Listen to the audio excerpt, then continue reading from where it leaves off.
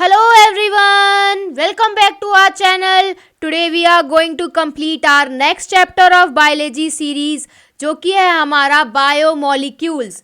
हमने इस biology series में 2 यूनिट कवर कर ली हैं. पहली जो यूनिट थी that is our first unit of class 11th जिसका नाम था diversity in the living world, वो हमारी कंप्लीट हो चुकी है. नेक्स्ट जो यूनिट थी जो हमने कंप्लीट की है that is our human physiology, ये भी हमने कंप्लीट कर ली है. ह्यूमन फिजियोलॉजी क्लास 11th की सबसे बड़ी यूनिट है जो कि हमारी कंप्लीट हो चुकी है. नेक्स्ट जो हमारी यूनिट है दैट इज़ आर यूनिट 3 जिसमें हमें सेल के स्ट्रक्चर और फंक्शन के बारे में पढ़ना है. इस यूनिट 3 में हमारे 3 चैप्टर्स आते हैं. पहला जो चैप्टर है that is a cell the unit of life, हम कंप्लीट कर चुके हैं. आज हम बायोमोलिक्यूल्स के बारे में पढ़ेंगे और मोस्ट प्रोबेबली जो इसकी थर्ड यूनिट है that is a cell cycle and cell division, वो भी आज ही कंप्लीट हो जाएगी. तो हमारी यूनिट थर्ड भी कंप्लीट होने वाली है. तो चलिए यहाँ से आज का हम टॉपिक अपना जो है बायोमोलिक्यूल्स वो स्टार्ट करते हैं. इसके अलावा हमने हमने नई सीरीज़ स्टार्ट की है जो कि सीरीज़ है हमारी बायोलॉजी टॉपिक सीरीज़. ये जो बायोलॉजी टॉपिक सीरीज़ है इसमें हम क्लास 11th और क्लास 12th के जो भी इम्पॉर्टेंट टॉपिक्स हैं उन पे हम वीडियो बना रहे हैं. If you have any doubt in any topic please let me know. You can message me on Instagram, Telegram, and as well as you can comment me on a YouTube so that I will make a video on that topic also. तो चलिए यहाँ से हम अपने further move करते हैं आज के चैप्टर की तरफ. तो जो हमारा बायोमोलिक्यूल्स होता है वो क्या होता है दैट इज़ बहुत सारी हमें वाइड डाइवर्सिटी देखने को मिलती है. कहाँ पर? बायोस्फेयर में. हमारे पूरे बायोस्फेयर में हमें बहुत ज़्यादा डाइवर्सिटी देखने को मिलती है. जितने भी हमारे एलिमेंट्स प्रेजेंट होते हैं अर्थ क्रस्ट में वही सेम एलिमेंट्स हमें लिविंग टिश्यू में देखने को भी मिलते हैं. तो बहुत बार क्या होता है जब हम लिविंग ऑर्गेनिज्म की बात करते हैं तो हमारे दिमाग में बहुत अलग अलग तरीके के थॉट प्रोसेस आते हैं कि सारे लिविंग ऑर्गेनिज्म जो हैं वो सेम एलिमेंट्स और कंपाउंड्स के बने हैं. तो ये चीज़ को हमें पता करने के लिए हमने एनालिसिस करी थी. किसकी? प्लांट टिश्यू की एनालिसिस करी, एनिमल टिश्यू की एनालिसिस करी और माइक्रोबियल पेस्ट की एनालिसिस करी, जहाँ पे हमें बहुत सारे एलिमेंट्स की लिस्ट देखने को मिली. Carbon, hydrogen, oxygen, nitrogen, phosphorus, इसके अलावा बहुत सारे अलग अलग हमें एलिमेंट्स देखने को मिले. लेकिन फिर हमारे दिमाग में एक ये चीज़ आई कि अगर हमारा जो अर्थ क्रस्ट है उसमें भी सेम एलिमेंट्स प्रेजेंट होते हैं क्या? तो हमने उसकी भी एनालिसिस करी अर्थ क्रस्ट की. तो वहाँ पर हमें क्या देखने को मिला? हमें वहाँ देखने को मिला कि अर्थ क्रस्ट में जितने भी एलिमेंट्स प्रेजेंट है that are also present in living tissue. वही सारे हमारे कहाँ प्रेजेंट होते हैं? लिविंग टिश्यू में प्रेजेंट होते हैं. इसके अलावा हमने इसमें एक और चीज़ देखी. जब हमने बहुत पास से एग्जामिन किया, क्लोजर एग्जामिनेशन रिवील्स, मतलब बहुत पास से एग्जामिनेशन किया तो हमें क्या देखने को मिला? बहुत ज़्यादा रिलेटिव अबेंडेंस देखने को मिली. मतलब ज़्यादा क्वांटिटी कार्बन और हाइड्रोजन की हमें हमारे लिविंग ऑर्गेनिज्म में देखने को मिली as compared to earth crust. ठीक है. तो ये जो कार्बन और हाइड्रोजन जो प्रेजेंट होते हैं इनकी क्वांटिटी लिविंग ऑर्गेनिज्म में हमें ज़्यादा देखने को मिली as compared to earth crust. तो यह हमारा इंट्रोडक्शन का पार्ट कंप्लीट होता है. इसके बाद आ जाओ हम केमिकल कंपोजिशन की बात करते हैं. तो ये जो केमिकल कंपोजिशन की अगर इसमें हम बात कर रहे हैं तो जितने भी हमारे कार्बन के कंपाउंड्स होते हैं, पहले तो हम देख लेते हैं कि हमारा बायोमोलिक्यूल होता क्या है. जितने भी हमारे कार्बन के कंपाउंड्स होते हैं, कार्बन कंपाउंड जो कि हमारे लिविंग टिश्यू में मिलते हैं, उनको हम बायोमोलिक्यूल्स कहते हैं. ठीक है. दैट जितने भी हमारे कार्बन कंपाउंड होते हैं that are present in living tissue,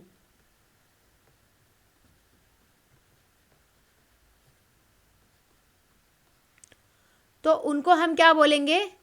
biomolecules. ठीक है. तो इसी बायोमोलिक्यूल्स, यहाँ तक डेफिनेशन क्लियर है? पता चल गया बायोमोलिक्यूल्स क्या होते हैं? That are a carbon compound that containing a carbon that are present in our living tissue. जो भी ऐसे कंपाउंड जिनमें कार्बन होता है और वो हमारे लिविंग टिश्यू में प्रेजेंट है तो उनको हम क्या बोलेंगे? बायोमोलिक्यूल्स. तो यहाँ हमें अब एनालिसिस देखनी है कि इस एनालिसिस में हमने क्या देखा। हमने क्या किया, हमने एक लिविंग टिश्यू लिया, वो लिविंग टिश्यू कुछ भी हो सकता है, वेजिटेबल हो सकती है, लीवर का पीस हो सकता है, ठीक है। उसको हमने ग्राइंड कर दिया, मतलब पीस दिया। ग्राइंड का मतलब क्या होता है, पीस देना। किसमें पीसा, ट्राइक्लोरो एसिटिक एसिड में। ये ट्राइक्लोरो एसिटिक एसिड का फॉर्मूला है, that is a Cl3CCOOH। Trichloro acetic acid में हमने पीस दिया।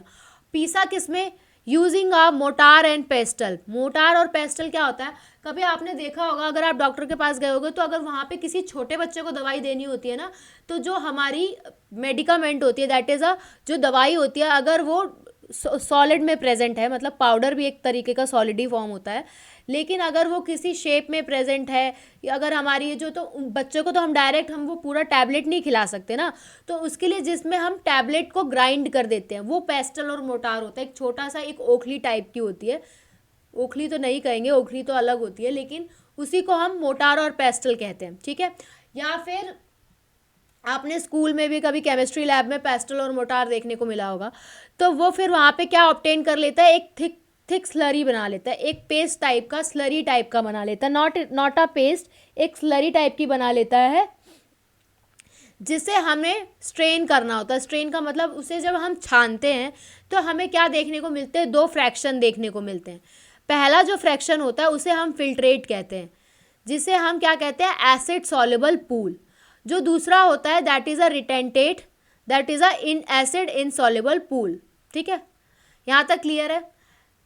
जैसे कि हमने कोई टिश्यू लिया, उसे ग्राइंड किया, जैसे आपने कभी चाय छानी है, तो जो हमारी चाय होती है, जो चाय नीचे आ जाती है, उसको हम क्या बोलते हैं, उसको हम बोलते हैं filtrate, that is a filtrate. और जो ऊपर रह जाता है, चाय पत्ती, अदरक, उसे क्या बोलेंगे, दैट इज अ रिटेंटेट, ठीक है। यही एक बीकर बना दिया मैंने, ये फनल टाइप का बनाया ताकि आपको समझ आ जाए। इसके अंदर हम जब वो स्लरी को छानेंगे तो हमारा कुछ फनल में रह जाता है रिटेंटेट। छानते किससे, हमें इसमें चीज़ क्लॉथ या कॉटन का यूज़ करना पड़ता है, और जो नीचे आता है दैट इज़ अ फिल्ट्रेट। ये जो फिल्ट्रेट होता है, इसके अंदर क्या प्रेजेंट होता है, that is a acid soluble pool. और ये जो रिटेंटेट होता है, इसमें क्या प्रेजेंट होता है, that is a acid insoluble. जो सॉल्युबल नहीं हुआ वो हो गया एसिड इनसॉल्युबल, जो सॉल्युबल हो गया वो हो गया एसिड सॉल्युबल। क्लियर है यहाँ तक, कोई डाउट? तो यहाँ पर जब हमने ये सारी चीज़ें देख ली कि एसिड सॉल्युबल और इनसॉल्युबल में क्या देख लिया, तो यहाँ पे अब हम देख लेते हैं, यहाँ से हम आगे फिर बढ़ते हैं। इसमें अभी ऐसा कुछ और इम्पॉर्टेंट नहीं है, इसमें मेन वही बायो मॉलिक्यूल्स की डेफिनेशन लिख रखी है, that is a all the carbon compound that we get from a living tissue. Sorry, by default पूरा अंडरलाइन हो गया, मैं दूसरे से अंडरलाइन करना पड़ेगा मुझे। All the carbon compounds that are, ये भी पूरा हो गया, जस्ट अ सेकेंड।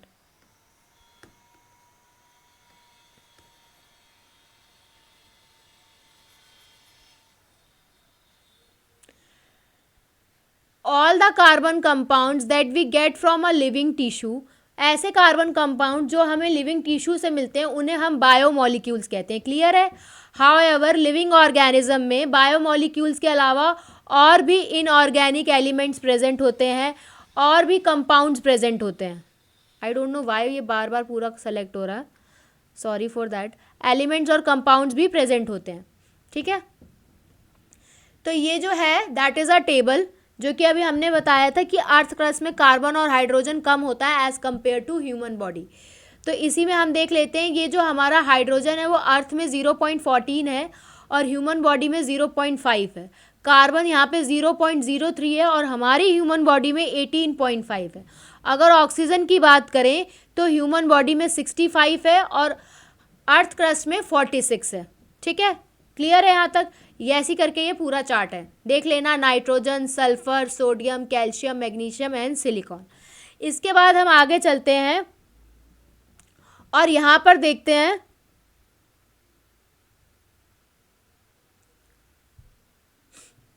यहाँ पे क्या देखते हैं, दैट इज जो हमारा नेक्स्ट है ड्राई वेट और वेट वेट के बारे में। जब हम किसी लीफ का वेट करते हैं तो उसको हम वेट वेट कहते हैं, ठीक है। जब हम किसी का लीफ का वेट करते हैं तो उसे हम वेट वेट कहते हैं। जब हम उसे ड्राई कर देंगे, ड्राई का मतलब उसका जितना भी वाटर है उसको निकाल देंगे और उसके बाद वे करेंगे तो उसे हम ड्राई वेट बोलेंगे।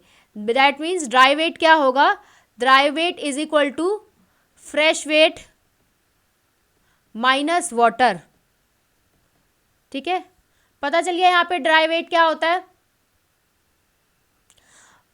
एक small amount of living tissue लेंगे, जैसे लीफ लिया, उसे वे किया तो हमारे पास क्या आ गया, वेट वेट आ गया। उसी वेट वेट को हमने फ्रेश वेट कह दिया है। जब हमने उसे ड्राई किया, जितना भी हमारा वाटर था वो इवेपोरेट हो गया, तो जो अब हमारा रिमेनिंग मटेरियल बचा उसे हम बोलेंगे ड्राई वेट। अगर हम किसी टिश्यू को या किसी लिविंग को बर्न कर देते हैं, जला देते हैं, तो जितने भी हमारे उस लिविंग टिश्यू के अंदर कार्बन कंपाउंड्स प्रेजेंट होते हैं वो सारे ऑक्सीडाइज हो जाएंगे। किसमें, गैशियस फॉर्म में, कार्बन डाइऑक्साइड और वाटर के फॉर्म में ऑक्सीडाइज हो जाएंगे। और इसके बाद वो सारे क्या हो जाएंगे, उस टिश्यू से रिमूव्ड हो जाएंगे। जब उस टिश्यू से वो सारे कार्बन कंपाउंड्स रिमूव्ड हो गए तो जो बचा वो क्या बचा, दैट इज अ ऐश। और ये जो ऐश होती है इसमें बहुत सारे इनऑर्गेनिक एलिमेंट्स प्रेजेंट होते हैं, लाइक कैल्शियम, मैग्नीशियम एक्सेट्रा। और बहुत सारे इनऑर्गेनिक कंपाउंड्स भी प्रेजेंट होते हैं, लाइक सल्फेट एंड फॉस्फेट, ठीक है। यही सारा डायग्राम दे रखा है, sodium, potassium, calcium, magnesium, water and compounds like sodium chloride, calcium carbonate, phosphate and sulphate, ठीक है। क्लियर है, कंपाउंड्स और ये सारा पता चल गया। इसके बाद हम आगे नेक्स्ट बढ़ते हैं।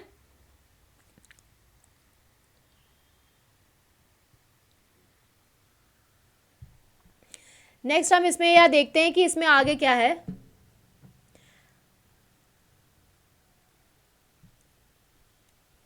नेक्स्ट यहाँ पे जो इम्पोर्टेंट पार्ट है that is a amino acid के बारे में जहां बात की गई है, ठीक है। ये जो हमारे अमाइनो एसिड्स होते हैं ये क्या होते हैं, that amino acids are a organic compound. ये जो चैप्टर है ना इसमें बहुत जगह अलग अलग चीज़ें दे रखी हैं। मतलब अभी अमाइनो एसिड्स के बारे में यहाँ बता रखा है, फिर आगे बता रखा है प्रोटीन्स में, फिर और आगे बता रखा है, मतलब एक जगह नहीं दिया हुआ, जिसकी वजह से इस चैप्टर में बहुत ज़्यादा कन्फ्यूजन होती है। लेकिन अब मैं आपको पूरी एनसीईआरटी के फॉर्म में पढ़ा रही हूँ तो जैसे एनसीईआरटी में गिवन है वैसे ही बताऊँगी ना। नहीं तो अगर हम इसे लिख के पढ़ रहे होते तो पहले हम किसी एक चीज़ को कवर करते हैं देन किसी और दूसरी चीज़ को करते, क्योंकि इसमें ना बहुत ज़्यादा ना समरी में कर रखा है और ना कुछ, आधी चीज़ इधर गिवन है आधी चीज़ इधर गिवन है, तो इससे बहुत ज़्यादा कन्फ्यूजन आता है। कोई बात नहीं, जैसा भी हम उसको पढ़ लेते हैं। जैसे हमारे और अमाइनो एसिड होते हैं, ये ऐसे ऑर्गेनिक कंपाउंड्स होते हैं जिसमें अमाइनो ग्रुप प्रेजेंट होता है। एक एसिड ग्रुप होता है और एक सब्सटीट्यूएंट कार्बन ग्रुप प्रेजेंट होता है जिसे हम अल्फ़ा कार्बन कहते हैं। और उसी अल्फ़ा कार्बन को हम अल्फ़ा अमाइनो एसिड भी कहते हैं या फिर सब्सटीट्यूटेड मीथेन कहते हैं, लाइक दिस। ये कार्बन प्रेजेंट है, this is a amino group, this is a carboxylic group. इसी कार्बोक्सिलिक ग्रुप पे ये जो दैट ये कार्बन प्रेजेंट होता है इसे हम अल्फ़ा कार्बन कहते हैं, इसी को अल्फ़ा अमाइनो एसिड भी कहते हैं, ठीक है। इसमें एक आर ग्रुप भी प्रेजेंट होता है जो कि वेरिएबल होता है। What do you mean by a variable, मतलब ये चेंज होता रहता है, बाकी तीन ये फिक्स रहते हैं, ठीक है। और ये जैसे जैसे चेंज होगा इसके नेचर पे बाकी सारे अमाइनो एसिड डिफाइन किए गए हैं, ठीक है। तो जो हमारे टोटल अमाइनो एसिड कितने होते हैं, there are 20 types of amino acid. कितने टाइप्स के अमाइनो एसिड होते हैं, 20 तरीके के अमाइनो एसिड्स होते हैं, ठीक है। ये जो आर ग्रुप होता है वो कुछ भी हो सकता है, ठीक है, लाइक दिस। अगर हम बात करते हैं दैट इज अ CH, ये हो गया हमारा COOH, this is a NH2, ये हमारा फिक्स होता है, ठीक है। यहाँ पे हमारा R प्रेजेंट होता है। अगर ये R, अगर इस R की जगह पे H प्रेजेंट है तो इसे हम ग्लाइसिन कहेंगे। ठीक है, क्लियर है। अगर इस R की जगह पे CH3 प्रेजेंट है तो इसको हम एलेनिन कहेंगे। और इसी R की जगह पे अगर CH2OH प्रेजेंट है, that is a methyl hydroxy methyl, तो इसको हम क्या कहेंगे, दैट इज़ अ सीरीन कहेंगे। क्लियर हो गया। तो ये 20 टाइप्स ऑफ अमीनो एसिड में से मैंने 3 के स्ट्रक्चर बता दिए। ठीक है, ग्लाइसिन का बता दिया, एनिलीन का बता दिया और सीरीन का बता दिया। ठीक है, ये जो 20 टाइप्स के अमीनो एसिड्स होते हैं इसमें से कुछ एसेंशियल होते हैं, कुछ नॉन एसेंशियल होते हैं। ठीक है, कैसे होते हैं, कुछ एसेंशियल भी होते हैं, कुछ नॉन एसेंशियल भी होते हैं। तो अगर हम एसेंशियल अमाइनो एसिड्स की बात करें, एसेंशियल अमाइनो एसिड्स कौन से एसिड्स होते हैं, जिन्हें हमारी बॉडी नहीं बनाती है। ठीक है, एसेंशियल अमाइनो एसिड जो होते हैं ऐसे होते हैं दैट आर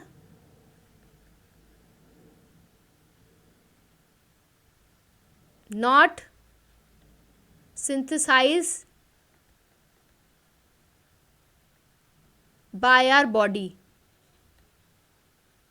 हमारी बॉडी इन्हें सिंथेसाइज नहीं करती, इन्हें हमें कैसे लेना पड़ता है, फूड के या डाइट के थ्रू लेना पड़ता है। ठीक है, तो जो हमारे एसेंशियल अमाइनो एसिड होते हैं ये टोटल 10 होते हैं। दूसरे होते हैं नॉन एसेंशियल अमाइनो एसिड। जो नॉन एसेंशियल होते हैं उन्हें बॉडी बनाती है।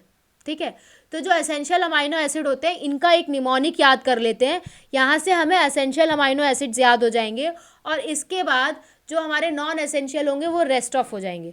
तो मैं एसेंशियल बता देती हूँ, नॉन एसेंशियल आपको अपने आप पता चल जाएंगे। ठीक है, चले आगे बढ़े यहाँ पे। तो ये जो हमारे एसेंशियल अमाइनो एसिड्स होते हैं वो कौन कौन से होते हैं, लाइक VI, रुक जाओ इसको ऐसे नहीं लिखते,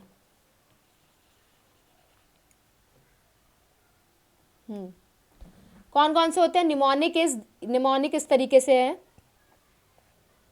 VIP, हॉल, में, TT। ठीक है, V से हो गया वेलिनिन, I से हो गया आइसोल्यूसिन, E से हो गया फिनाइलएलेनिन,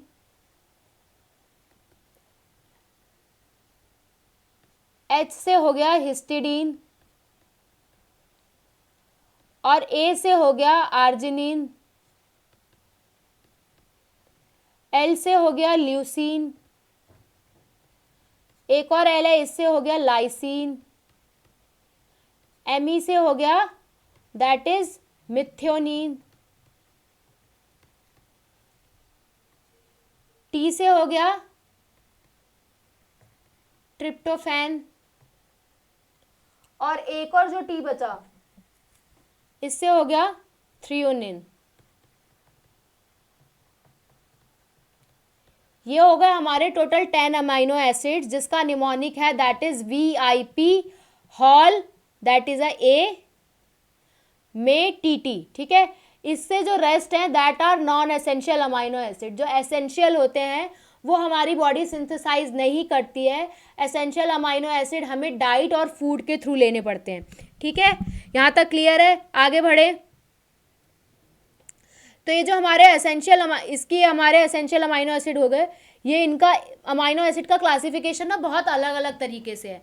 कुछ होते हैं एसेंशियल और अमाइनो एसिड इनके फॉर्म में, और अगर हम अमाइनो एसिड का क्लासिफिकेशन करें अमाइनो और कार्बोक्सिलिक के ग्रुप में, तो अगर कार्बोक्सिलिक ग्रुप ज़्यादा प्रेजेंट होगा तो then that is a acidic, अगर अमाइनो ग्रुप ज़्यादा प्रेजेंट होगा then that is a basic. तो अगर हमारा कार्बोक्सिलिक ग्रुप है, अगर एसिड है, एसिडिक है, तो वो कौन सा एसिड होता है, that is a glutamic acid. अगर बेसिक है तो कौन सा अमाइनो एसिड है, दैट इज़ अ लाइसिन। अगर न्यूट्रल है तो दैट इज़ अ वेनिलीन। इसी तरीके से बहुत सारे एरोमेटिक अमाइनो एसिड्स भी होते हैं लाइक टायरोसिन, फिनाइलएलिन एंड ट्रिप्टोफन। ठीक है, बहुत सारे ऐसे ये जो अमाइनो एसिड होते हैं इनके पास कैसी प्रॉपर्टी होती है, इनके पास आयोनाइजेबल नेचर की प्रॉपर्टी होती है NH2 और CHO ग्रुप की। ठीक है, तो मतलब अगर ये इनके जो सोल्यूशन है NH2 और COH का वो अलग अलग डिफरेंट सोल्यूशन में मिलेगा तो वहाँ पे अमाइनो एसिड का स्ट्रक्चर बदलता रहता है। एक ऐसी कंडीशन आती है जहाँ पे प्लस भी प्रेजेंट होता है और माइनस भी प्रेजेंट होता है। इस कंडीशन को क्या कहते हैं? That is a zwitterionic form. ठीक है, नेक्स्ट हम आगे बढ़ते हैं, लिपिड्स की तरफ चलते हैं। लिपिड्स कैसे होते हैं? That are generally water insoluble. Water insoluble होते हैं। कहाँ पाए जाते हैं? ये अभी मैं आगे बताऊंगी, लिपिड्स को लेके वैसे भी कंफ्यूजन है। तो यहाँ पे अभी हम मान लेते हैं कि लिपिड्स जो होते हैं वाटर इनसॉल्युबल होते हैं, वाटर में सॉल्युबल नहीं होते हैं। तो ये सिंपल फैटी एसिड्स के भी हो सकते हैं। फैटी एसिड्स कैसा होता है? Carboxylic group that is attach to a R group. ठीक है, फैटी एसिड के पास क्या होता है? एक कार्बोक्सिलिक ग्रुप होता है जो कि किसके साथ अटैच होता है? आर ग्रुप के साथ है। ये आर ग्रुप अगर मिथाइल है, इथाइल भी हो सकता है, और बहुत बार ये बहुत ज़्यादा हाई नंबर में भी प्रेजेंट होता है। 1 से लेके 19 नंबर के कार्बन भी देखने को मिलते हैं फैटी एसिड में। अगर हमारे पास टोटल 16 कार्बन है, कार्बोक्सिलिक कार्बन को भी जोड़ के, COOH का कार्बन को भी जोड़ के, तो वो हो जाएगा पाल्मिटिक एसिड। अगर 20 कार्बन है तो वो हो जाएगा दैट इज़ अ आर्किडिनोइक एसिड। उसमें भी आर्किडिनोइक में भी हमने जिसमें 20 कार्बन है वो COOH that is a carboxylic का जो कार्बन है उसको भी काउंट किया हुआ है। फैटी एसिड दो तरीके के होते हैं, सैचुरेटेड, अनसैचुरेटेड। अनसैचुरेटेड वो होते हैं जिनके पास डबल बॉन्ड होता है, सैचुरेटेड वो होते हैं जिनके पास डबल बॉन्ड नहीं होता है। इसके अलावा अगर हम किसी और लिपिड की बात करें तो एक और सिंपल लिपिड होता है जिसका नाम होता है ग्लिसरॉल। क्या होता है? ग्लिसरॉल। इसी ग्लिसरॉल का IUPAC नेम क्या है? That is a trihydroxy propane. Many lipids have both glycerol and fatty acids. बहुत सारे ऐसे लिपिड्स होते हैं कि उनके पास ग्लिसरॉल भी प्रेजेंट होता है और फैटी एसिड भी प्रेजेंट होता है। ये जो फैटी एसिड होते हैं ये कैसे होते हैं? Are found esterified with glycerol. जब ग्लिसरॉल का एस्टरिफिकेशन करते हैं तब फैटी एसिड फाउंड होते हैं। ठीक है, तो ये कैसे हो सकते हैं? मोनोग्लिसराइड भी हो सकते हैं, डाई भी हो सकते हैं और ट्राईग्लिसराइड्स भी हो सकते हैं। इसके बाद these are also called as fats and oils. Fat और ऑयल में क्या अंतर होता है? फैट और ऑयल में उनके मेल्टिंग पॉइंट का अंतर होता है। तो ऑयल्स जो होता है उनका लोअर मेल्टिंग पॉइंट होता है, लाइक जिंजली ऑयल जो कि विंटर्स में भी ऑयल की फॉर्म में ही रहता है, ऐसा तो नहीं है ना जम जाता है। और जो फैट होता है, can you identify a fat from the market? Yes, जो हमारा डालडा होता है वो जमा हुआ होता है ना, तो that is a fat. Some lipids have a phosphorus. बहुत सारे ऐसे लिपिड्स होते हैं जिनके पास फोस्फोरस होता है या फिर फोस्फोराइलेटेड ऑर्गेनिक कंपाउंड्स होता है, तो उनको हम क्या कहते हैं? फोस्फोलिपिड कहते हैं। जो कि कहाँ फाउंड होते हैं? That is they are found in a cell membrane. Cell membrane में मिलते हैं। एग्जाम्पल क्या है? That is a lecithin. ठीक है, some tissue specially in the neural tissue. बहुत सारे ऐसे टिश्यू जहाँ, कहाँ के टिश्यू? न्यूरल टिश्यू, वहाँ पे भी हमें लिपिड्स देखने को मिलते हैं जिनका बहुत ज़्यादा कॉम्प्लेक्स स्ट्रक्चर होता है। क्लियर है यहाँ तक? कोई डाउट? आगे फर्दर मूव करते हैं। जो हमारा लिविंग टिश्यू होता है, ये जो बायोमॉलिक्यूल्स का ये जो चैप्टर है ना, ये मेन जो है ये केमिस्ट्री का होता है, लेकिन बायो में भी थोड़ा बहुत दिया होता है क्योंकि इसकी बायोलॉजिकल इंपॉर्टेंस भी होती है। तो जितना इसमें गिवन है इतना ही पढ़ लेते हैं, इसके अलावा कुछ और पढ़ने की ज़रूरत नहीं है। बायोमॉलिक्यूल्स NCERT का ही सफिशिएंट है। Living organism have a number of carbon compounds in which a heterocyclic ring can be found. बहुत सारे ऐसे कार्बन कंपाउंड्स होते हैं जिसमें हमें हेट्रोसाइक्लिक रिंग देखने को मिलती है। Some of these are nitrogenous base. जो नाइट्रोजन के बेसिस होते हैं वो कौन कौन से होते हैं? Like adenine, guanine, cytosine, uracil and thymine. अगर इसी नाइट्रोजन के साथ शुगर अटैच हो जाती है तो इन्हें हम न्यूक्लियोसाइड कहते हैं। ठीक है, न्यूक्लियोसाइड के एग्जाम्पल क्या हो जाएंगे? That is a adenosine, guanosine, thymidine, uridine, cytidine. ठीक है, तो ये सारे क्या हो गए? That they are nucleosides. अगर हम इसी न्यूक्लियोसाइड्स में, मतलब नाइट्रोजन बेस भी है, शुगर भी है और इसमें फॉस्फेट ग्रुप भी मिला दे तो इनको हम न्यूक्लियोटाइड कहेंगे। लाइक एडाइनिलिक एसिड, थाइमिडिलिक एसिड, तो इनके नाम भी तो चेंज हो जाएंगे ना, गुआनिलिक एसिड, यूरिडिलिक एसिड एंड सिस्टिडिलिक एसिड। तो ये सारे क्या हो गए? न्यूक्लियोटाइड्स हो गए। Nucleic acid like DNA and RNA। जो DNA और RNA होता है उसमें क्या प्रेजेंट होते हैं? सिर्फ न्यूक्लियोटाइड्स प्रेजेंट होते हैं। DNA and RNA function as a genetic material, और डीएनए और आरएनए किसकी तरह फंक्शन करते हैं? जेनेटिक मटेरियल की तरह भी फंक्शन करते हैं।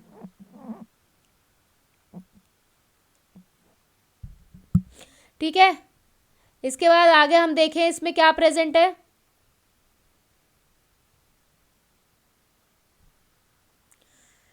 अब हम इसमें देख लेते हैं कि इसको हमने क्या क्या पढ़ा।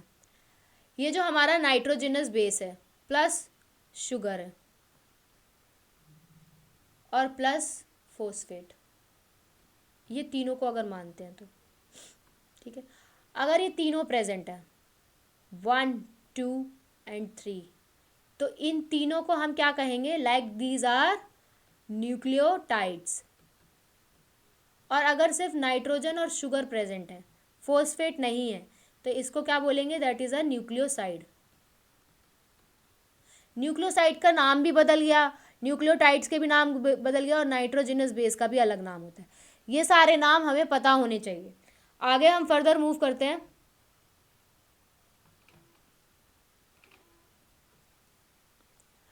ये डायग्राम्स है, ये ग्लूकोज का दे रखा है and this is a ribose. Ribose जो होता है वो 5 मेंबर्ड रिंग होती है।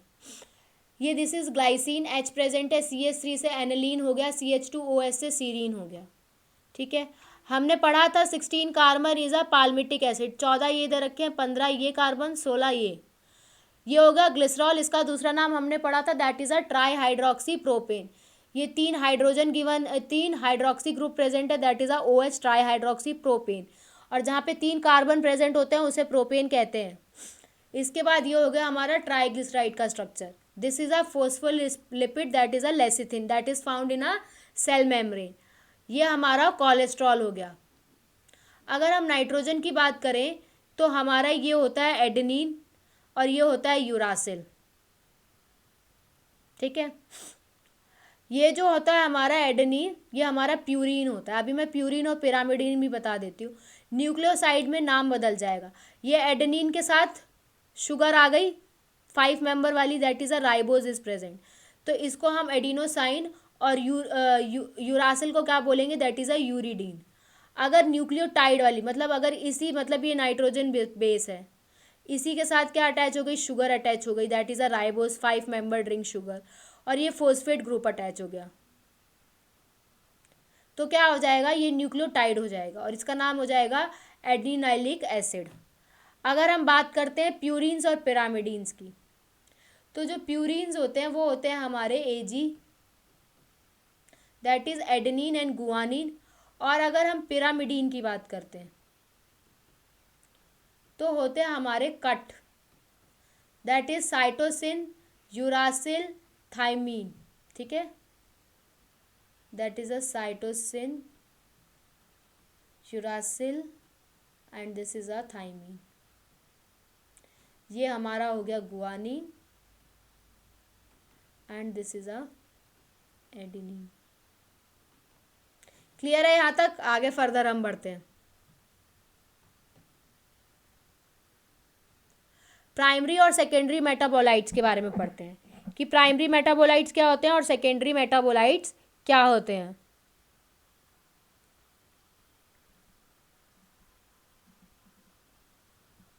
ठीक है, तो ये बहुत सारा क्या होता है,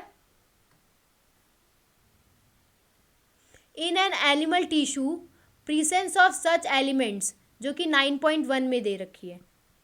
मतलब वो जो हमने एलिमेंट्स के बारे में पढ़ा, कार्बन, हाइड्रोजन, ऑक्सीजन, नाइट्रोजन, इन सब के बारे में पढ़ा, तो वो सारे जो दे रखे हैं वो सारे हमारे एनिमल टिश्यूज़ में प्रेजेंट होते हैं।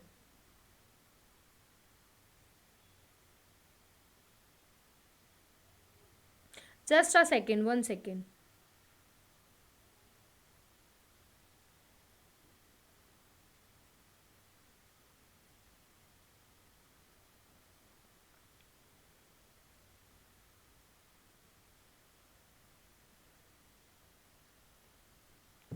तो ये जो हमारे जो 9.1 टेबल पे जो हमारा दे रखा है, that is a carbon, hydrogen, oxygen, ये सारे हमें एनिमल टिश्यू में देखने को मिलते हैं, तो इन्हें हम क्या बोलते हैं? प्राइमरी मेटाबोलाइट्स भी बोलते हैं। इसके अलावा बहुत सारे प्लांट्स, फंगल और माइक्रोबियल सेल्स में बहुत सारे प्राइमरी मेटाबोलाइट के अलावा भी अलग चीज़ें मिलती हैं, जिन्हें हम क्या बोलते हैं, सेकेंडरी मेटाबोलाइट्स कहते हैं, लाइक एल्कोनॉइड, फ्लैवेनॉइड्स, रबर, और ये हमारे टॉक्सिन्स, कलर्ड पिगमेंट्स, ये सारे इनको हम क्या कहते हैं, सेकेंडरी मेटाबोलाइट। प्राइमरी मेटाबोलाइट जो होते हैं इनका हमें फंक्शन पता होता है, ये पता होता है इनका क्या रोल है फिजियोलॉजिकल, नॉर्मल फिजियोलॉजिकल प्रोसेस में। लेकिन जो हमारे सेकेंडरी मेटाबोलाइट्स होते हैं उनका हमें रोल इतना नहीं पता होता, लेकिन हमें ये पता है वो हमारे ह्यूमन वेलफेयर के लिए बहुत ज़्यादा यूज़फुल होते हैं, like rubber, drugs, spices, scents, pigment. और बहुत सारे सेकेंडरी मेटाबोलाइट ऐसे भी होते हैं जिनकी इकोलॉजिकल इंपॉर्टेंस होती है। तो ये जो एग्जांपल दे रखे हैं ये सेकेंडरी मेटाबोलाइट्स के हैं। अगर हम एल्कोलाइट्स की बात करें, मॉर्फिन एंड कोडीन, पिगमेंट्स की बात करें that is a carotenoid and anthocyanin, terpenoids की बात करें that is a monoterpene and diterpene, essential oils की बात करें that is a lemon grass oil, toxin की बात करें that is a abrin and ricin, lecithin की बात करें that is a concanavalin A, drugs की बात करें that is a vinblastine and curcumin, और पॉलीमेरिक सब्सटेंस क्या होता है that is a rubber, glum और सेलुलोज। ठीक है, क्लियर है, ये टेबल याद होनी चाहिए वैसे। अब हम बायोमैक्रोमोलिक्यूल्स के बारे में बात करते हैं। तो बायोमैक्रोमोलिक्यूल्स होते क्या हैं, ठीक है, यहाँ हम एक चीज़ ये देख लेते हैं, ये जो हमारे बायोमोलिक्यूल्स होते हैं, जो नॉर्मल डेफिनेशन होती है बायोमोलिक्यूल्स, यही बायोमोलिक्यूल्स दो में डिवाइड होते हैं, एक होते हैं माइक्रो, दूसरे होते हैं मैक्रो। माइक्रो से पता चल रहा है बहुत छोटे से, ठीक है, तो इनका वेट कहाँ से कहाँ तक होता है दैट इज 800 डाल्टन तक होता है, ठीक है। और जो हमारे मैक्रो मॉलिक्यूल्स होते हैं, ठीक है, इनका जो वेट होता है वो कितना होता है, या तो 10,000 डाल्टन होता है या फिर इससे ज़्यादा होता है। तो इनको मैक्रोमोलिक्यूल्स कहते हैं, इसीलिए इन्हें बायोमैक्रोमोलिक्यूल्स कहते हैं, इन्हीं की बात हो रही है। अगर हम माइक्रो की बात करें, मैक्रो की बात करें तो इसके अंदर क्या क्या आता है, ज़्यादा वाले के अंदर क्या क्या आता है that is a nucleic acid, ठीक है, प्रोटीन्स, पॉलीसेक्राइड्स, और इसके अलावा लिपिड्स। क्लियर है यहाँ तक। लिपिड्स जो है वो हमारा माइक्रो में भी आता है और मैक्रो में भी आता है, इसका जो डिफरेंस है वो मैं बता दूंगी, ठीक है। और यहाँ पे माइक्रो में क्या प्रेजेंट होता है that is a amino acid, nitrogenous base और मोनोसेक्राइड। मतलब इनकी स्मॉलेस्ट यूनिट, प्रोटीन की स्मॉलेस्ट यूनिट क्या है that is a amino acid, then nucleic acid की स्मॉलेस्ट यूनिट क्या है that is a nitrogenous base, polysaccharide की स्मॉलेस्ट यूनिट क्या है दैट इज़ अ मोनोसेक्राइड, ठीक है। ये जो हमारे बायोमोलिक्यूल, ये जो हमारे माइक्रो और मैक्रो होते हैं ये कहाँ पाए जाते हैं, तो ये जो हमारे माइक्रो हैं तो ये इजीली फिल्टर हो जाएंगे, तो ये कहाँ पाए जाते हैं that is in a acid soluble pool. और अगर हम मैक्रो की बात करें तो ये कहाँ पाए जाते हैं that is a acid insoluble. Clear है, ये इसी टेबल पे आगे का आधा चैप्टर है। तो अगर हम बायोमैक्रोमोलिक्यूल्स की बात करते हैं, चलिए यहाँ से हम इसके पैराग्राफ पे आते हैं। ये जो हमारा बायोमैक्रोमोलिक्यूल्स होता है, अगर किसी का मैक्रो मॉलिक्यूलर वेट 18 से 800 डाल्टन तक है तो उन्हें हम क्या बोलते हैं, acid soluble pool, that is a micromolecules. Acid insoluble में क्या होते हैं, कौन कौन से आते हैं, दैट इज़ क्या क्या आता है दैट इज़ हमारा protein, nucleic acid, polysaccharide and lipid. ये सारा किस में आता है, मैक्रोमोलिक्यूल्स में आता है। तो जो हमारा मैक्रोमोलिक्यूल्स होता है इनका वेट कितना होता है, 10,000 से 10,000 डाल्टन से, या तो 10,000 होता है या तो 10,000 डाल्टन से ज़्यादा होता है, सिवाय एक के, एक्सेप्शन ऑफ लिपिड। यहाँ पे एक एक्सेप्शन की बात की गई है, उसको हमेशा याद रखना है, that is a exception of lipid. इसका वेट कम होता है, इसका वेट कितना होता है, दैट इज अ 800 डाल्टन। अभी मैं बताती हूँ, लिपिड का मैं अलग से बताऊंगी। For this every reason biomolecule chemical compounds find in living organism, दो तरीके के होते हैं। तो जो हमारे लिविंग ऑर्गेनिज्म होते हैं यहाँ पे, वो दो तरीके के होते हैं। एक होते हैं बायो मैक्रोमोलिक्यूल्स, एक होते हैं माइक्रो वाले। माइक्रो वाला जो होता है उनका वेट जो होता है वो 1000 से कम होता है, 800 तक पाया जाता है। और जो मैक्रो वाले होते हैं इनका ज़्यादा होता है। तो यहाँ तक हमें क्लियर है। अगर हम लिपिड्स की बात करें तो जो लिपिड्स होते हैं इनका बहुत ज़्यादा मॉलिक्यूलर वेट कम होता है। कितना होता है, दैट इज़ अ 800 डाल्टन। लेकिन ये कहाँ पाए जाते हैं, दे आर फाउंड इन, यहाँ पे हम नोट लिखते हैं एक, दैट इज़ अ नोट। यहाँ हम नोट लिखते हैं और इस चीज़ को याद रखना है। Just a second.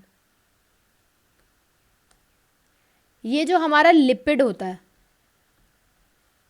इस लिपिड का वेट कितना होता है, दैट इज अ 800 डाल्टन। ठीक है, लेकिन but they are found in acid insoluble pool. ठीक है, 800 डाल्टन इनका वेट होता है, लेकिन इसके बावजूद भी ये एसिड इनसॉल्युबल में आते हैं। मतलब कहाँ पाए जाते हैं, they are found in retentate fraction. Clear है यहाँ तक, कोई डाउट? वही सारी चीज़ ये आगे के पैराग्राफ में लिखी हुई है। एंड ये कोई ज़्यादा इसमें और कुछ इसमें ऐसा कुछ इंपॉर्टेंट नहीं लिखा हुआ है। यही बता देते हैं कि lipids are not strictly macromolecule, ना ही वो मैक्रोमोलिक्यूल में आता है ना ही वो माइक्रोमोलिक्यूल में आता है। ठीक है, इसकी अगर हम एवरेज कंपोजिशन की बात करें सेल का क्या होता है, तो वो हम देख लेते हैं। सबसे ज़्यादा हमारा वाटर होता है, वाटर के बाद हमारा प्रोटीन होता है, प्रोटीन के बाद हमारा न्यूक्लिक एसिड होता है। सेल के अंदर की बात कर रहे हैं। न्यूक्लिक एसिड के बाद हमारा कार्बोहाइड्रेट होता है, और कार्बोहाइड्रेट के बाद लिपिड होता है, और लिपिड के बाद सबसे कम क्या प्रेजेंट होते हैं, आयंस प्रेजेंट होते हैं। ठीक है, यहाँ तक क्लियर है, कोई डाउट है? ये सारा बाकी कुछ नहीं लिखा है, जस्ट बिल्कुल कंफ्यूजन के लिए लिखा है। बस खाली इतना ही इंपॉर्टेंट है, बायोमैक्रोमोलिक्यूल्स जो ये हमारे बायोमोलिक्यूल्स होते हैं, ये दो तरीके के होते हैं, एक होते हैं माइक्रो, एक होते हैं मैक्रो। ये सारे मैंने एग्जाम्पल बता दिए कौन कौन से क्या क्या होते हैं, और लिपिड के बारे में क्या होता है ये सारा मैंने आपको यहाँ पे बता दिया है। इसके अलावा इसमें और कुछ इम्पॉर्टेंट नहीं है, इतना ही पता है। ये सारा चीज़ जो लिखी हुई है ये इसी का कंक्लूजन है कि इसका वेट 800 डाल्टन होता है, but they are found in a acid soluble pool, that is a retentate fraction में पाए जाते हैं। कोई डाउट यहाँ तक? कोई भी डाउट नहीं है ना? इसके बाद हम जो भी अब पढ़ेंगे वो बायोमैक्रोमोलिक्यूल्स के बारे में ही पढ़ेंगे। बायोमैक्रोमोलिक्यूल्स में हमने 4 चीज़ें पढ़ी हैं, that is our protein, nucleic acid, polysaccharides. ये सारी चीज़ें ही हम आगे पढ़ेंगे। ठीक है, तो यहाँ से अब हम ना नेक्स्ट टॉपिक स्टार्ट करते हैं, दैट इज़ आर प्रोटीन। तो ये जो हमारा प्रोटीन होता है ये क्या होता है? ठीक है, मैंने अभी थोड़ी देर अमाइनो एसिड्स के बारे में बताया था। मैंने बोला था इस चैप्टर में कुछ फिक्स नहीं है, वो इसी वजह से क्योंकि वहाँ पे आधा अमाइनो एसिड लिखा हुआ है इंट्रोडक्शन पार्ट में, और यहाँ पर फिर ये प्रोटीन्स में अमाइनो एसिड्स ही है। ये जो प्रोटीन्स होते हैं ये क्या होते हैं, that they are a polypeptide. जब बहुत सारे प्रोटीन्स प्रेजेंट होते हैं तो उन्हें क्या कहते हैं, that they are polypeptides.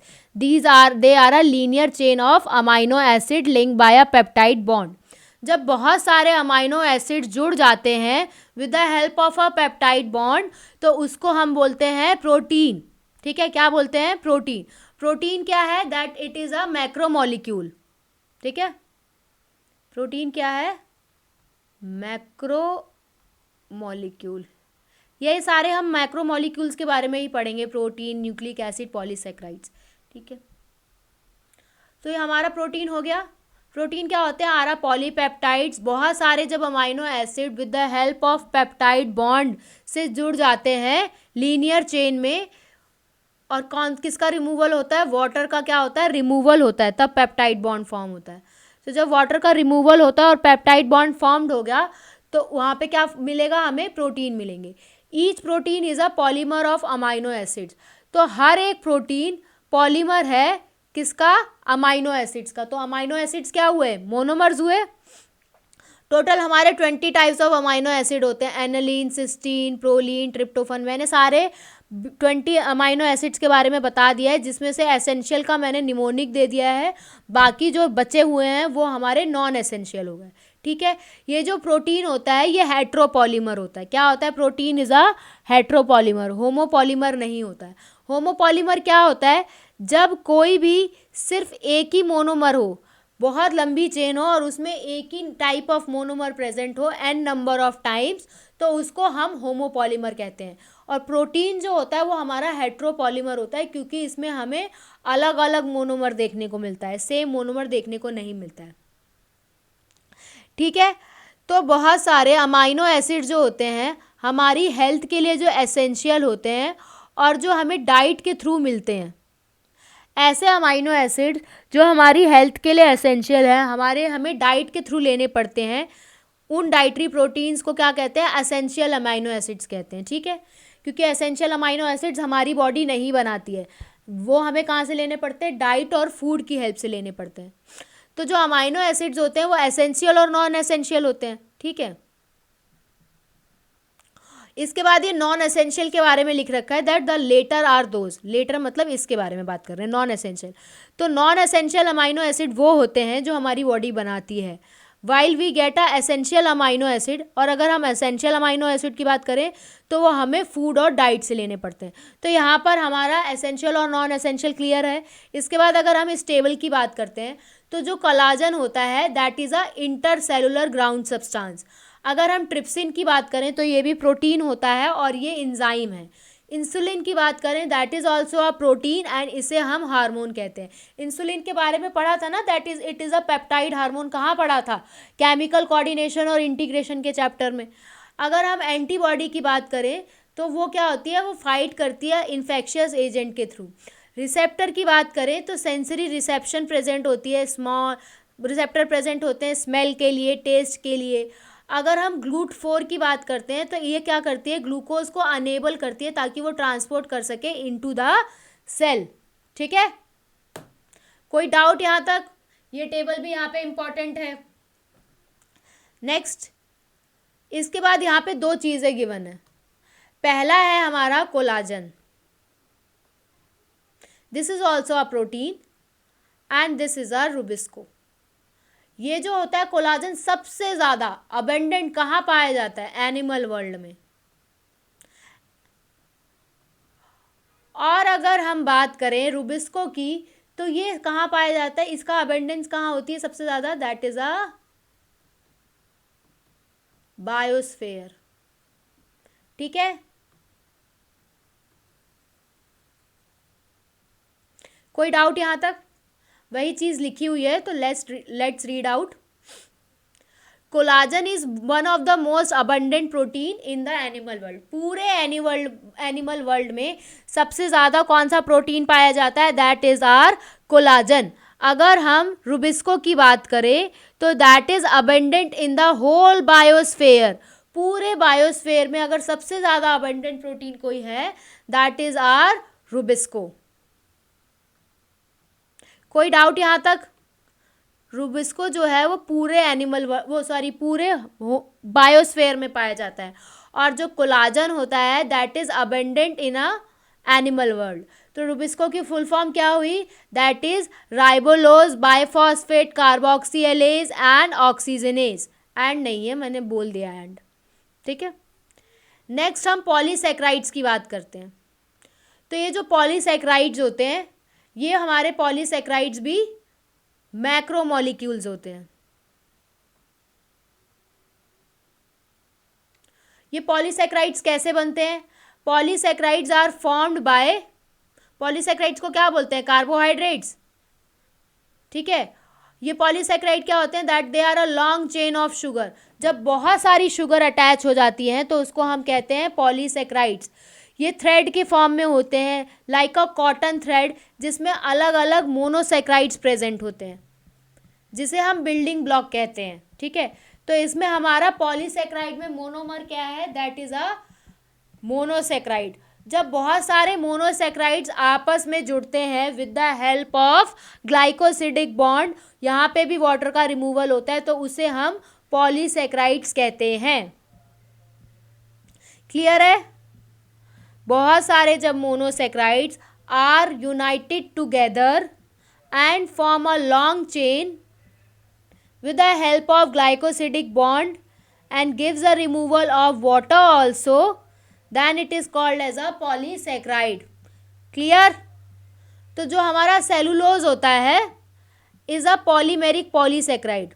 Cellulose क्या है, पॉलीमेरिक पॉलीसेक्राइड है, जिसमें हमें सिर्फ एक ही तरीके की मोनोसेक्राइड देखने को मिलती है, जिसका नाम है ग्लूकोज, ठीक है।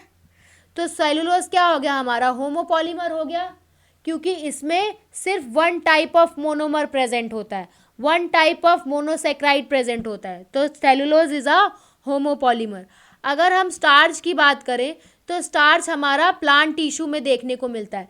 स्टार्च का ही दूसरा वेरिएंट क्या होता है, ग्लाइकोजन, जो कि हमें कहाँ मिलता है, एनिमल्स में देखने को मिलता है। एनिमल्स में हमें ग्लाइकोजन और प्लांट्स में हमें स्टार्च देखने को मिलता है। अगर हम इनुलिन की बात करें तो इनुलिन भी पॉलीमर है, किसका, फ्रक्टोज का, ठीक है। अगर हम पॉलीसेक्राइड की बात कर ही रहे हैं, अगर हमने एग्जांपल लिया ग्लाइकोजन का, तो उसमें जो राइट एंड होता है उसको हम रिड्यूसिंग शुगर एंड कहते हैं, और जो हमारा लेफ्ट एंड होता है उसे हम नॉन रिड्यूसिंग एंड कहते हैं, ठीक है। राइट एंड को हम रिड्यूसिंग एंड कहते हैं और लेफ्ट एंड को हम नॉन रिड्यूसिंग एंड कहते हैं। स्टार्च जो होता है वो एक हेलिकल सेकेंडरी स्ट्रक्चर शो करता है, इसी वजह से स्टार्च आयोडीन को होल्ड कर लेता है इन अ हेलिकल पोर्शन में, और स्टार्च आयोडीन क्या देते हैं, that gives a blue colour. Whereas जो हमारा सेलुलोज होता है उनके पास हेलिकल्स प्रेजेंट नहीं होते हैं, तो वो आयोडीन को होल्ड नहीं कर सकते। समझ आई ये चीज़? जो स्टार्च होता है वो आयोडीन को होल्ड क्यों कर लेता है, because they have a helical structure. Whereas cellulose जो होते हैं वो आयोडीन को होल्ड नहीं कर सकते, because they don't have a helical structure to hold a iodine. Clear यहाँ तक? कोई डाउट? आगे बढ़े। ये जो हमारी प्लांट की सेल वॉल होती है वो किसकी बनी होती है, सेलुलोज की बनी होती है। सेलुलोज क्या है, that it is a homopolymer, एक ही मोनोसेक्राइड का बना होता है। हमारा ये जो पेपर है वो भी प्लांट पल्प से बना होता है, और ये जो कॉटन फाइबर हैं ये भी क्या होते हैं, सारे सेलुलोजिक होते हैं।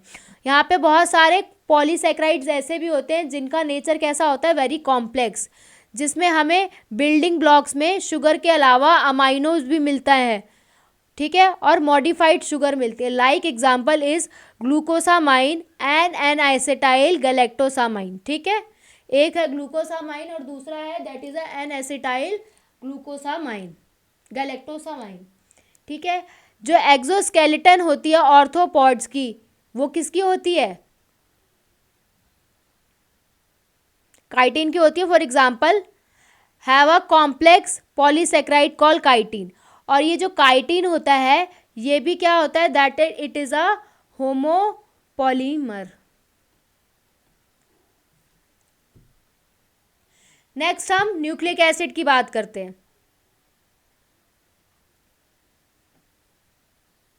तो ये जो हमारे न्यूक्लिक एसिड्स होते हैं, न्यूक्लिक एसिड्स क्या होते हैं, न्यूक्लिक एसिड्स भी हमारे मैक्रोमोलिक्यूल होते हैं, मतलब वेट इनका ज़्यादा होता है। तो ये जो मैक्रोमोलिक्यूल्स हमारे न्यूक्लिक एसिड्स होते हैं, तो ये न्यूक्लिक एसिड में जो बिल्डिंग ब्लॉक क्या देखने को मिलता है, न्यूक्लियोटाइड। हमने बात करी प्रोटीन का जो बिल्डिंग ब्लॉक है that is a amino acid, polysaccharide में जो बिल्डिंग ब्लॉक है दैट इज़ अ मोनोसेक्राइड, और न्यूक्लिक एसिड में जो बिल्डिंग ब्लॉक है that is a nucleotide. Nucleotide क्या होता है, nitrogen base plus sugar plus phosphate group, that is a nucleotide. तो न्यूक्लियोटाइड में हमें 3 कंपोनेंट्स देखने को मिलते हैं, ठीक है, 3। पहला होता है एक हाइड्रोसाइक्लिक कंपाउंड जिसे हम नाइट्रोजन बेस कह रहे हैं। फिर हमें मोनोसेक्राइड मतलब शुगर देखने को मिलती है। थर्ड जो होता है दैट इज़ अ फोस्फरिक एसिड या फिर फोस्फेट। तो ये जो हमारी हेट्रोसाइक्लिक रिंग होती है वो क्या होती है, that is a nitrogenous base. ठीक है, जो कि क्या क्या हो सकते हैं, adenine, guanine, uracil, cytosine and thymidine. ये जो हमारे एडेनिन और गुआनिन होते हैं इन्हें हम प्यूरिन्स कहते हैं। बाकी जो बचे वो पिरामिडीन्स होते हैं, like a cut that is C for cytosine, U से यूरासिल, टी से थाइमिन। ये जो हाइड्रोसाइक्लिक रिंग होती है या तो ये प्यूरिन होती है या पिरामिडीन होती है। ठीक है, ये जो शुगर फाउंड होती है कहाँ पर, ये पॉलीन्यूक्लियोटाइड में देखने को मिलती है। या तो वो राइबोज होगी या फिर वो 2-डीऑक्सी राइबोज होगी। अगर वो राइबोज है उसके पास, अगर वो डीऑक्सी राइबोज है तो उसे हम डीएनए कहेंगे, that is a deoxy ribo nucleic acid. अगर उसके पास राइबोज प्रेजेंट है तो उसे हम राइबो न्यूक्लिक एसिड कहेंगे, that is a RNA. Clear है यहाँ तक? कोई डाउट होना भी नहीं चाहिए। इसके बाद यहाँ स्ट्रक्चर ऑफ प्रोटीन्स पे चलते हैं।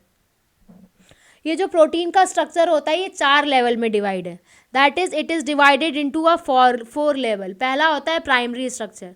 प्राइमरी स्ट्रक्चर क्या होता है, जिसमें हमें अमाइनो एसिड्स की सीक्वेंस को देखने को मिले। मतलब पहला अमाइनो एसिड प्रेजेंट हो, फिर उसके बाद तीसरा, फिर चौथा, फिर पांचवा, फिर छठा, ऐसे सीक्वेंस में प्रेजेंट हो। एक प्रोटीन जो है कैसे प्रेजेंट हो, इन अ लाइन में प्रेजेंट हो। जो लेफ्ट हैंड है वो पहला प्रोटीन हो और जो राइट हैंड में जो है लास्ट प्रोटीन प्रेजेंट हो। तो और ये जो हमारा फर्स्ट अमाइनो एसिड होता है जो कि लेफ्ट हैंड में प्रेजेंट होता है उसको हम क्या बोलते हैं, that is a N terminal amino acid.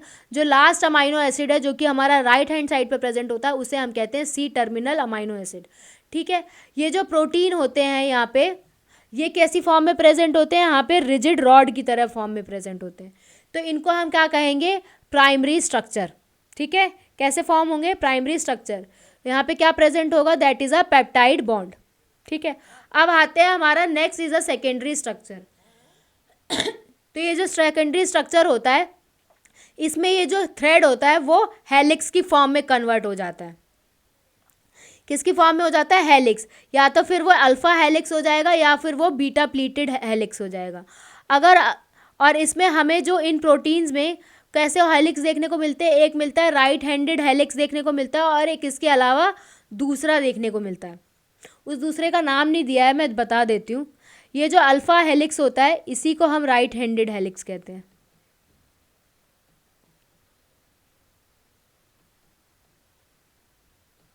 और ये जो दूसरा होता है ये जिगजैग होता है। इसमें हमें हाइड्रोजन बॉन्ड देखने को मिलता है सेकेंडरी वाले में। इसमें सिर्फ पॉलीपेप्टाइड देखने को मिलता है, इसमें हाइड्रोजन बॉन्ड। तो इसमें कैसी हाइड्रोजन बॉन्डिंग देखने को मिलती है, अल्फा की बात करें तो that is a intra hydrogen bonding, intra molecular hydrogen bonding इसमें हमें देखने को मिलती है, that is a inter molecular hydrogen bonding. ठीक है, इसके बाद नेक्स्ट आते हैं हम टर्शरी स्ट्रक्चर की तरफ। तो हमें सेकेंडरी स्ट्रक्चर में हाइड्रोजन बॉन्डिंग देखने को मिली।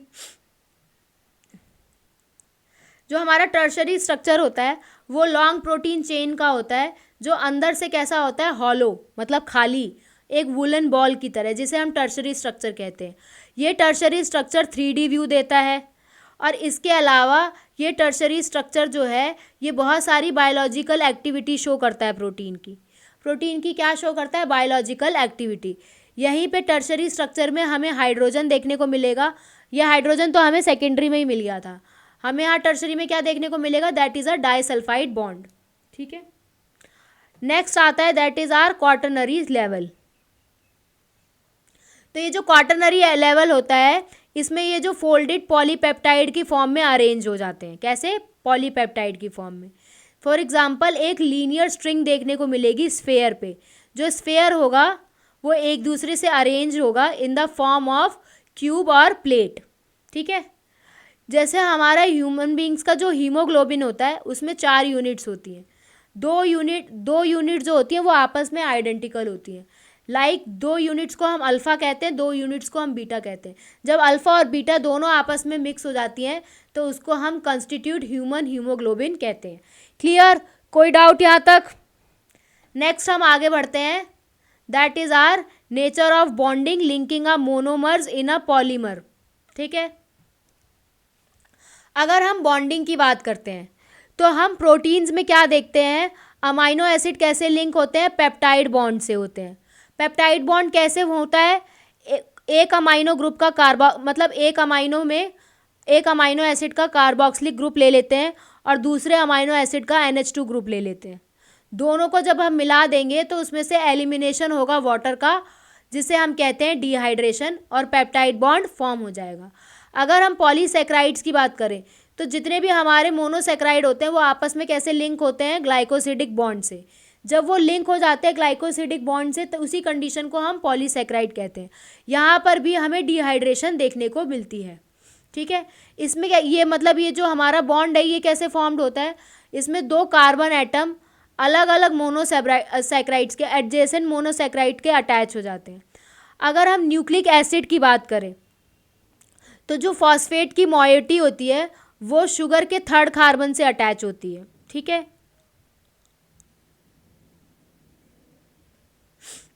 इसके बाद जो हमें बॉन्ड देखने को मिलता है फॉस्फेट और हाइड्रोक्सी के बीच में, उस बॉन्ड को क्या कहते हैं, एस्टर बॉन्ड कहते हैं।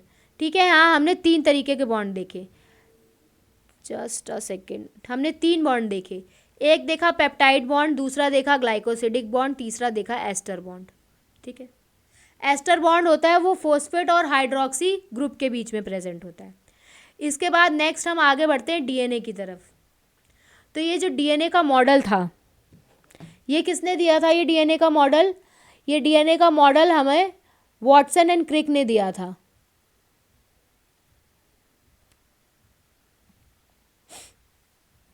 This model is given by our Watson and Crick, और इसे हम डबल हेलिक्स भी बोलते हैं। ठीक है, that is a famous Watson and Crick model, pen गायब हो गया था, और इसे हम डबल हेलिक्स भी बोलते हैं। इसमें दो जो पॉलीन्यूक्लियोटाइड्स की जो 2 स्ट्रैंड्स होते हैं वो कैसे होते हैं, एंटी पैरेलल, मतलब एक दूसरे से अपोजिट घूम रहे होते हैं। इसमें जो बैकबोन होती है पॉलीन्यूक्लियोटाइड की वो किसकी बनी होती है, शुगर और फॉस्फेट की। ठीक है, और इसी शुगर और फॉस्फेट पे हमारे नाइट्रोजन के बेस जुड़े होते हैं, प्रोजेक्टेड होते हैं, जिसमें जिनका फेस अंदर की तरफ होता है, और कैसे बैकबोन पे होते हैं, आर परपेंडिकुलर। ठीक है, ये देखो यहाँ पे 3 है, इधर 5 है, मतलब they are anti parallel to each other. तो यहाँ पे हमें बेस पेयरिंग देखने को मिलती है। प्यूरीन की बेस पेयरिंग होती है पिरामिडीन के साथ। अगर एक स्ट्रैंड पे लाइक दिस, ये एक स्ट्रैंड है, यहाँ पे ए और जी प्रेजेंट है, तो यहाँ टी और सी होगा। इस ए टी के बीच में 2 बॉन्ड्स होंगे और ये जी सी की बॉन्ड में 3, तो ए और टी में डबल बॉन्ड होता है, that is a 2 hydrogen bond, और जी और सी में हमारे 3 हाइड्रोजन बॉन्ड होते हैं।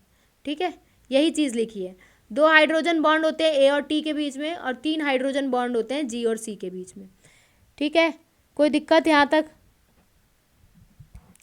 अगर हम यहाँ पे आगे बात करें तो यहाँ पे जो हमें यहाँ पे डीएनए का जो स्ट्रक्चर देखने को मिलता है, ये जो स्ट्रक्चर होता है, ये जो स्ट्रैंड होता है, ये 36 डिग्री पे टर्न करता है। ठीक है, यहाँ पे जो पिच होती है that is a 34 degree angstrom. अगर ये पिच राइज होती है एक बेस पेयर से तो उसे हम 3.4 एंगस्ट्रॉम कहते हैं। ठीक है, इसी फॉर्म ऑफ डीएनए को हम क्या कहते हैं, बी डीएनए भी कहते हैं। अब जैसे मैं आपको यहाँ पे स्ट्रक्चर बता देती हूँ, that this is a DNA, ये अगर 5 है तो ये 3 होगा। ठीक है, ठीक है, अगर ये 3 है तो ये 5 होगा। क्लियर, कोई डाउट? अब ये जो बात की गई है वो क्या बात की गई है,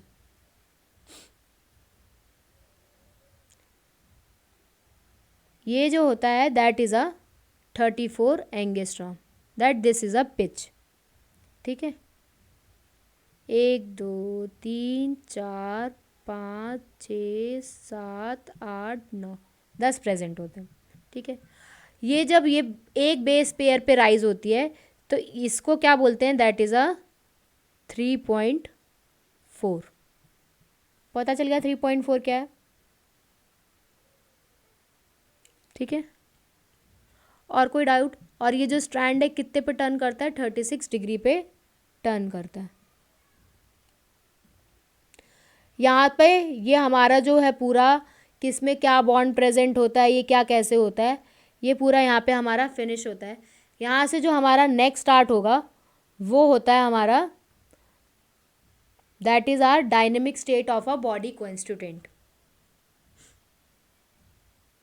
मेटाबॉलिज्म की यहाँ पे हम बात करेंगे। तो यहाँ पे बस 2-4 चीज़ें जो हैं वो इम्पॉर्टेंट हैं, वो मैं अभी आपको बता देती हूँ कि इसमें क्या क्या इम्पॉर्टेंट है। तो यहाँ से हम आगे पढ़ेंगे, that is a dynamic state of a body constituent, जिसे हम मेटाबॉलिज्म का कॉन्सेप्ट भी बोलते हैं।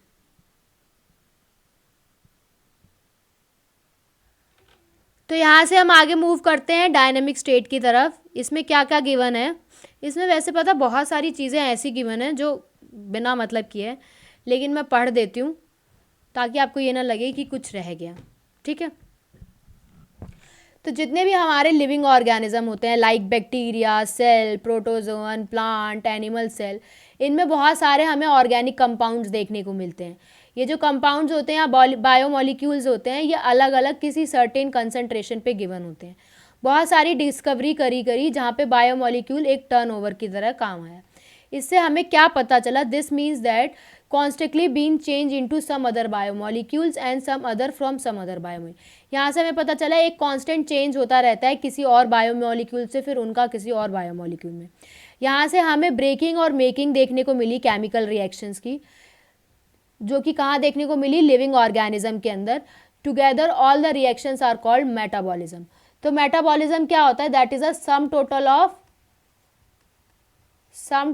Of total reaction. सारी जितनी भी रिएक्शन हो रही है उन सब के सम को क्या बोलते हैं, मेटाबॉलिज्म कहते हैं। Each of the metabolic reaction, बहुत सारी जितनी भी मेटाबॉलिक रिएक्शन है वो एक ट्रांसफॉर्मेशन में कन्वर्ट हो जाती हैं बायोमोलिक्यूल्स की। बहुत सारे ट्रांसफॉर्मेशन गिवन है, जैसे CO2 का रिमूवल देखते हैं जब अमाइनो एसिड जो है अमीन में कन्वर्ट होते हैं, और जब हमारा अमाइनो ग्रुप का रिमूवल होता है न्यूक्लियोटाइड के बेस से। हाइड्रोलिसिस होता है, that is a glycosidic bond का। तो ये सारा यहाँ पे सब कुछ गिवन है।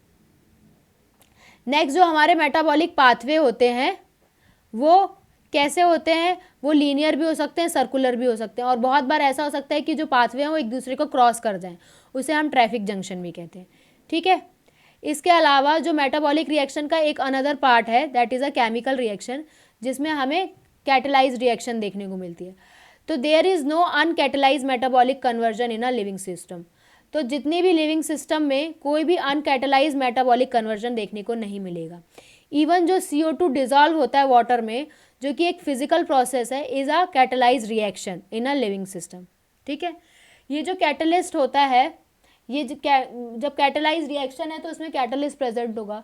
तो कैटलिस्ट का काम क्या होता है, ये रेट ऑफ रिएक्शन होती है मेटाबॉलिक रिएक्शन, उसको हैस्टन कर देता है, मतलब बढ़ा देता है। ये जो प्रोटीन होते हैं, अगर इनके पास कैटालिटिक पावर प्रेजेंट है तो उसको हम क्या बोलते हैं, एंजाइम्स। एंजाइम्स क्या होते हैं, enzymes are a protein have a catalytic power. बाकी इसमें एज सच कुछ और इम्पॉर्टेंट नहीं है। आगे हम देखते हैं, अगर हम मेटाबॉलिक बेसिस ऑफ लिविंग की बात करते हैं, तो मेटाबॉलिक का जो पाथवे है वो 2 तरीके से हो सकता है, ठीक है। फॉर एग्जाम्पल, जैसे ये मेटाबॉलिक का पाथवे एक ही दे रखा है, जब बहुत ज़्यादा कॉम्प्लेक्स स्ट्रक्चर से सिंपल स्ट्रक्चर बनना, एसिटिक एसिड से जब कोलेस्ट्रॉल बनना, ठीक है, और lead to a simple structure from complex structure, और जब बहुत ज़्यादा कॉम्प्लेक्स स्ट्रक्चर से सिंपल स्ट्रक्चर बनना, लाइक ग्लूकोज से लैक्टिक एसिड, ठीक है,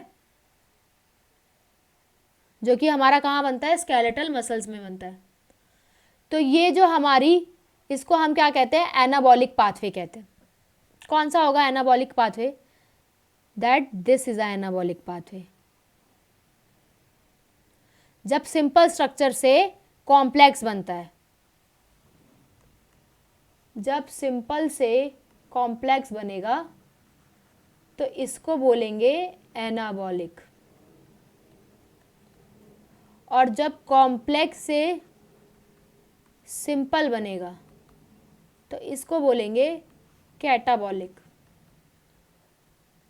ये जो हमारा एनाबॉलिक होता है ये एडिटिव प्रोसेस होता है, मतलब इसमें जुड़ता है, सिंपल से एडिटिव कॉम्प्लेक्स होता जा रहा है कॉम्प्लेक्स। कैटाबॉलिक जो होता है that is a break down process, टूटता है, ठीक है। और इसी एनाबॉलिक और कैटाबॉलिक को हम क्या बोलेंगे, दोनों को बोल देंगे तो then it leads to be a, क्या बोलेंगे इसे, मेटाबॉलिज्म, ठीक है। इसी एनाबॉलिक पाथवे में जिसमें ये जुड़ रहा है, ठीक है, एडिटिव हो रहा है, ऐड हो रहा है, तो ये जो एनाबॉलिक पाथवे में क्या होगी, एनर्जी कंजर्व होगी। अगर हम कैटाबॉलिक की बात करें तो यहाँ पे एनर्जी रिलीज होगी।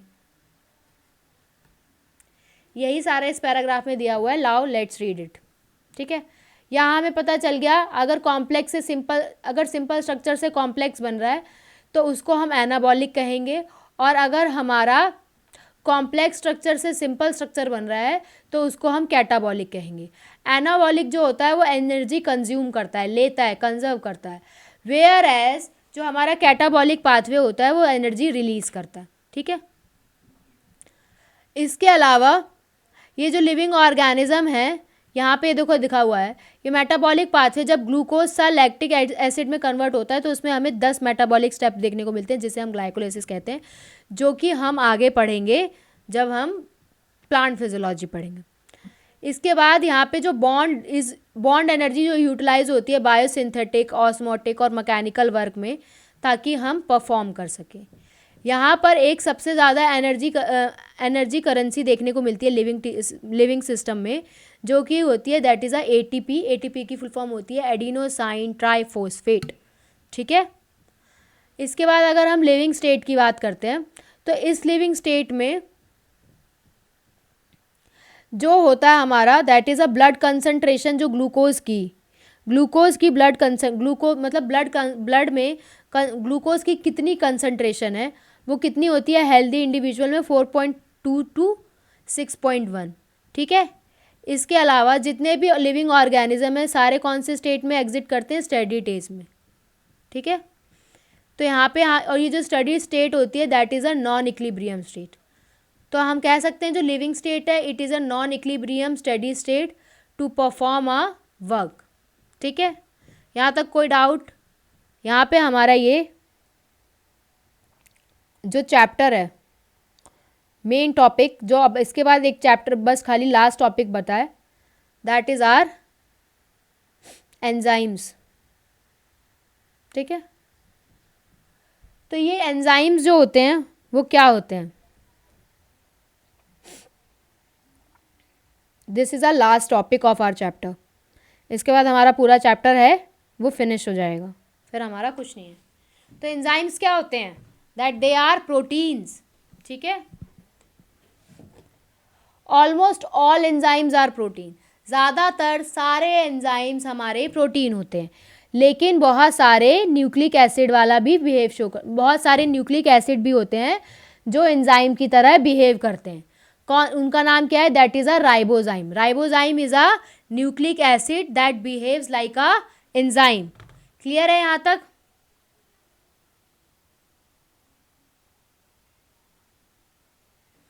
इसके अलावा ये एंजाइम जो होते हैं like any protein has a primary structure. Enzymes के पास प्राइमरी स्ट्रक्चर गिवन होता है जिसमें अमाइनो एसिड की सीक्वेंस होती है ताकि वो प्रोटीन बना सके। Enzyme like any protein has a secondary और टर्शरी स्ट्रक्चर। एंजाइम की तरह ही, प्रोटीन की तरह ही एंजाइम का भी सेकेंडरी और टर्शरी स्ट्रक्चर होता है। ये जो हमारा इसमें टर्शरी और सेकेंडरी स्ट्रक्चर गिवन होता है, जस्ट अ सेकेंड, ये जो टर्शरी और सेकेंडरी स्ट्रक्चर गिवन होता है, अगर हम टर्शरी स्ट्रक्चर हमने वहाँ देख लिया, वहाँ पे डायग्राम देखा है जहाँ पे हमें क्रिस क्रॉस चेन देखने को मिली है। इसके बाद जो एक्टिव साइट होती है एंजाइम की वो एक पॉकेट की तरह होती है जिसके अंदर सबस्ट्रेट फिट होता है। जो एंजाइम होता है through their active site catalyse करता है रिएक्शन को एट हायर रेट पे। जब एंजाइम कैटलिस्ट की तरह काम करता है तो वो इनऑर्गेनिक कैटलिस्ट की तरह बहुत ज़्यादा अलग होता है। ठीक है, इनऑर्गेनिक कैटलिस्ट का काम क्या होता है, वो हाई टेम्परेचर पे और हाई प्रेशर पे बिहेव करते हैं, जबकि जो हमारे एंजाइम्स होते हैं वो हाई टेम्परेचर पे डैमेज हो जाते हैं। एंजाइम अगर हम आइसोलेटेड ऑर्गेनिज्म से लें जो कि रहते हैं एक एक्सट्रीमली हाई टेम्परेचर पे लाइक हॉट वेंट और सल्फर स्प्रिंग, तो वो स्टेबल होते हैं और अपनी कैटालिटिक पावर को रिटेन कर सकते हैं इवन एट हाई टेम्परेचर। ये जो थर्मल स्टेबिलिटी होती है that is important and quality of such isolated thermophilic organism के लिए। तो यहाँ पे किसकी बात की गई है, दैट इज़ यहाँ जो बात की गई है that is bacillus thermos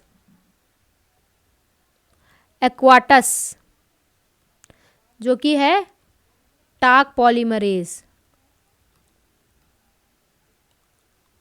clear है यहाँ तक? ठीक है,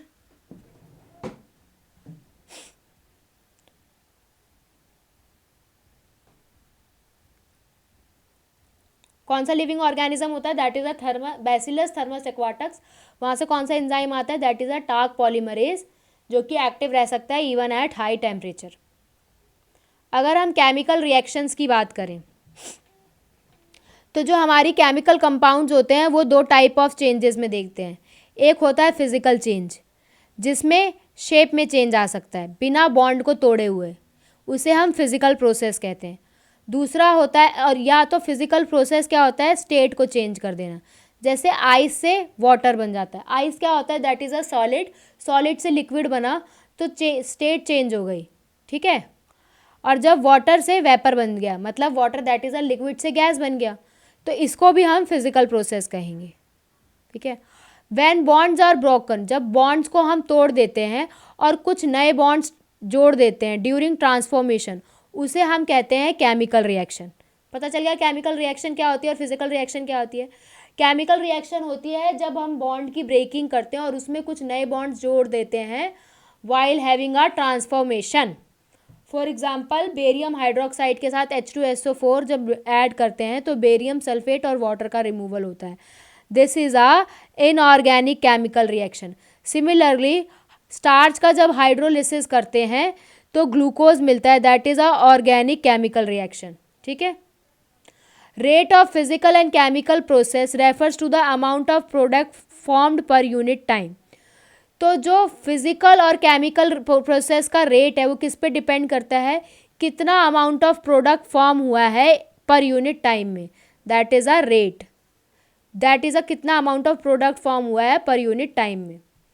rate can also be a velocity, rate को हम वेलोसिटी भी बोल सकते हैं इफ़ द डायरेक्शन, अगर हमारी डायरेक्शन स्पेसिफाइड है। Rate of physical and chemical process are influence by, तो जो फिजिकल और केमिकल प्रोसेस का रेट है वो कैसे इन्फ्लुएंस हो सकता है, कैसे घट बढ़ सकता है, टेम्परेचर से बढ़ सकता है और इसके अलावा बहुत सारे अदर फैक्टर भी है। रेट जो है वो डबल हो जाती है या डिक्रीजेस बाय हाफ हो जाती है for every 10 degree change in either direction. अगर 10 डिग्री का चेंज आ रहा है तो या तो रिएक्शन डबल हो जाएगी या रिएक्शन हाफ हो जाएगी। ठीक है, जो कैटालाइजिक रिएक्शन होती है proceed at rate fastly higher than a uncatalysed one, तो जिसमें कैटलिस्ट प्रेजेंट होता है वो ज़्यादा फास्ट होती हैं than a without a catalyst. तो when enzyme catalyst reactions are absorb the rate would be a faster. ठीक है, अगर एंजाइम कैटलिस्ट की तरह काम कर रहा है तो वहाँ पर जो होगी फास्टर रिएक्शन देखने को मिलेगी देन अ बिना कैटलाइज एग्जाम के। जैसे CO2 है और वाटर है, तो यहाँ पे कैटलिस्ट क्या है, that is a carbonic anhydrase, तो ये कार्बोनिक एसिड बहुत जल्दी दे देगा। तो अगर हमारा सॉरी अगर हमारा एंजाइम प्रेजेंट नहीं है, दैट इज़ अगर हमारा एक कार्बोनिक एनहाइड्रेज प्रेजेंट नहीं है, तो रिएक्शन बहुत स्लो रहेगी। ठीक है, जिसमें हमें 200 मॉलिक्यूल्स ऑफ कार्बोनिक एसिड मिलेंगे 1 घंटे में इन एंड 1 आवर। और अगर एंजाइम प्रेजेंट है, ठीक है, that is a carbonic anhydride present है कहाँ पर, साइटोप्लाज्म में। तो रिएक्शन क्या हो जाएगी, इतनी हो जाएगी, 6 लाख मॉलिक्यूल्स देगी, ठीक है, हर 1 सेकेंड में। तो समझ रहे हो कैटलिस्ट जो है वो रिएक्शन को बढ़ा देता है। तो यहाँ से हमें पता चल रहा है जो एंजाइम है वो रिएक्शन को बढ़ा देता है बाय 10 मिलियन टाइम्स, ठीक है। अगर किसी रिएक्शन में एंजाइम प्रेजेंट है तो वो रिएक्शन को 10 मिलियन टाइम्स बढ़ा देगा।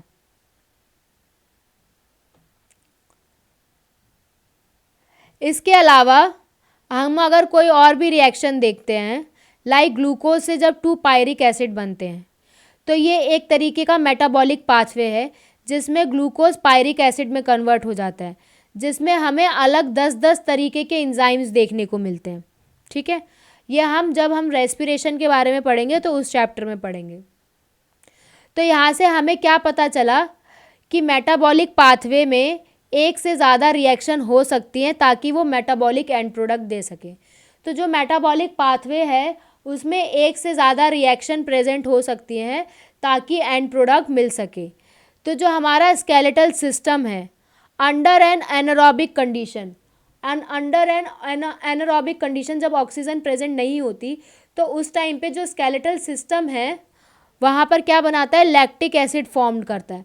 और नॉर्मल एरोबिक कंडीशन जब हमारा ऑक्सीजन प्रेजेंट होता है तब वो पायरिक एसिड फॉर्म करता है, ठीक है। अगर हम ईस्ट की बात करें तो ड्यूरिंग फर्मेंटेशन, जब फर्मेंटेशन के टाइम पे यही सेम पाथवे फॉलो होता है और किसकी प्रोडक्शन होने लगती है, इथेनॉल मतलब अल्कोहल की। तो जब अलग अलग कंडीशन होती है तो अलग अलग एंड प्रोडक्ट्स भी पॉसिबल हो सकते हैं, ठीक है। नेक्स्ट हम यहाँ से आगे बढ़ते हैं। To understand this we should use the enzyme a little more. We have already understood the idea of active site. Active site का काम पता चल गया जहाँ पे जाके सबस्ट्रेट फिट होता है। द केमिकल और metabolic conversion refers to a reaction. जब कोई भी केमिकल या मेटाबॉलिक कन्वर्जन होता है तो उसको हम रिएक्शन कहते हैं। The chemical which is converted into a product is called a substrate. वो केमिकल जो प्रोडक्ट में कन्वर्ट हो जाता है तो उसे हम सबस्ट्रेट कहते हैं। Hence enzyme that is a protein. जो एंजाइम होता है वो प्रोटीन होता है जिसका 3D स्ट्रक्चर होता है, जिसके पास एक्टिव साइट होती है जो कि सबस्ट्रेट में कन्वर्ट हो जाती है, that is into a product, that is this. ये जो सबस्ट्रेट है that is convert into a product. Now it is understood, ये जो एस है वो बाइंड्स करेगा एंजाइम के साथ, मतलब जो हमारा सबस्ट्रेट होता है वो बाइंड करेगा एंजाइम के साथ, कहाँ पर, एक्टिव साइट में, विद इन अ क्लेफ्ट और अ पॉकेट, जो एक्टिव साइट जहाँ पे वो पॉकेट प्रेजेंट होता है। और वो जो सबस्ट्रेट है वो डिफ्यूज हो जाएगा कहाँ पे, एक्टिव साइट के पास, और वहाँ पे कौन सा कॉम्प्लेक्स फॉर्म कर लेगा, that is a ES complex. E stands for a enzyme, क्या बना लेगा, that is a enzyme substrate complex. ये जो कॉम्प्लेक्स फॉर्मेशन है that is a transient form phenomenon. ये क्या होता है, that is a transient phenomenon during the state where the substrate is bound to a enzyme active site, a new structure of the substrate called transition state structure formed।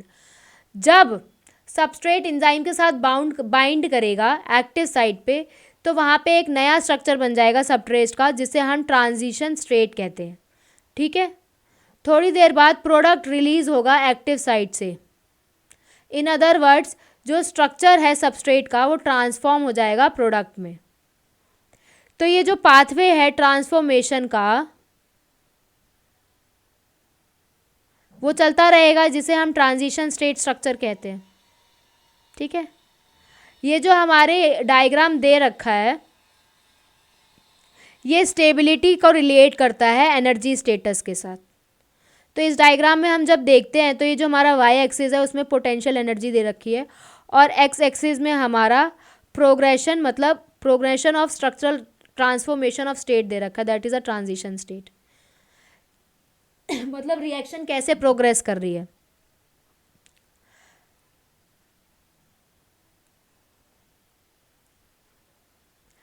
तो अगर हमारा P is a lower level than a S, S से अगर P थोड़ा नीचे की तरफ जाता है तो उसे हम एक्सोथर्मिक कहते हैं।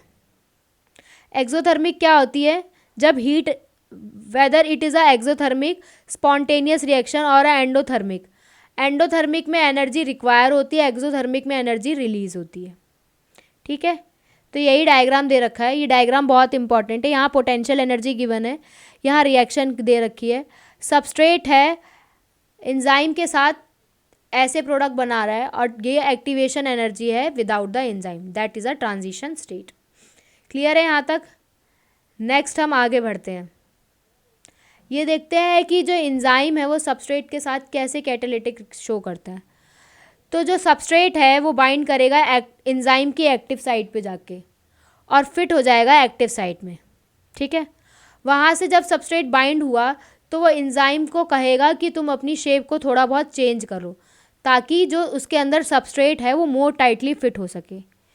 तो जो एंजाइम की एक्टिव साइट है वो बहुत ज़्यादा क्लोज हो चुकी है विद द सबस्ट्रेट के साथ, जो कि क्या कर देगी, केमिकल बॉन्ड को तोड़ेगी सबस्ट्रेट के और एक नया एंजाइम प्रोडक्ट कॉम्प्लेक्स फॉर्म कर देगी।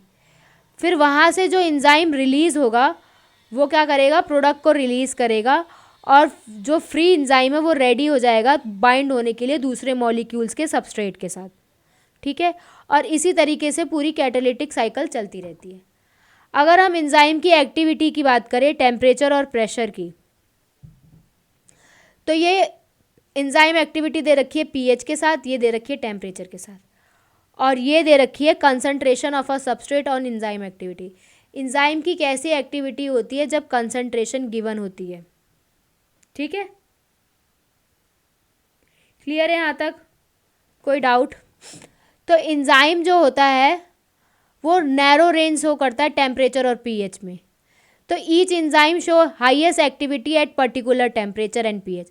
हर एंजाइम अपनी हाईएस्ट एक्टिविटी तब शो करता है जब वो एक ऑप्टिमम टेम्परेचर या ऑप्टिमम पीएच पे हो, क्योंकि लो टेम्परेचर जो है वो एंजाइम को प्रिजर्व करेगा, टेम्परली इनएक्टिव स्टेट में रखेगा, और हाई टेम्परेचर जो है वो एंजाइम की एक्टिविटी को डिस्ट्रॉय कर देगा, क्योंकि जो एंजाइम्स होते हैं वो एक तरीके के प्रोटीन होते हैं ना, तो वो हाई टेम्परेचर में डीनेचर डिस्ट्रॉयड हो जाते हैं वाया हीट से।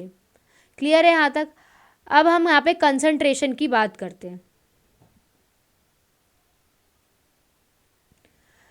With the increase in the substrate concentration, अगर सबस्ट्रेट की कंसंट्रेशन बढ़ जाती है तो जो वेलोसिटी है एंजाइम की, एंजाइम रिएक्शन की, वो पहले बढ़ जाएगी, फिर वो एक टाइम पे मैक्सिमम वेलोसिटी पे पहुंच जाएगी, जिसके बाद वो आगे नहीं बढ़ेगी, सबस्ट्रेट की कंसंट्रेशन आगे नहीं बढ़ेगी। This is because enzyme molecules are fewer. ये क्यों होता है? क्योंकि एंजाइम के मॉलिक्यूल्स क्या होते हैं, बहुत थोड़े होते हैं देन अ सबस्ट्रेट मॉलिक्यूल्स। ठीक है, तो after saturation of the molecules there are no free enzyme molecules. तो एक सैचुरेशन जब आ जाएगा मॉलिक्यूल्स का, तब वहाँ पे कोई फ्री एंजाइम अवेलेबल नहीं होगा।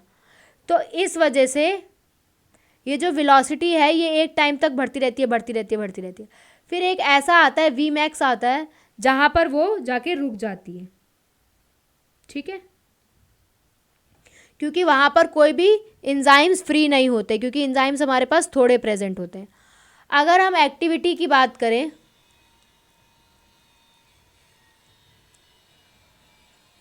अगर हम एंजाइम की एक्टिविटी की बात करें तो ये बहुत ज़्यादा सेंसिटिव होते हैं to the presence of specific chemical that binds to a enzyme. जब बाइंडिंग होती है केमिकल की, एंजाइम एक्टिविटी उस टाइम पे शट ऑफ हो जाती है, तो उस प्रोसेस को हम इनिबिशन कहते हैं या इनिबिटर कहते हैं। ठीक है, इनिबिटर्स क्या होते हैं?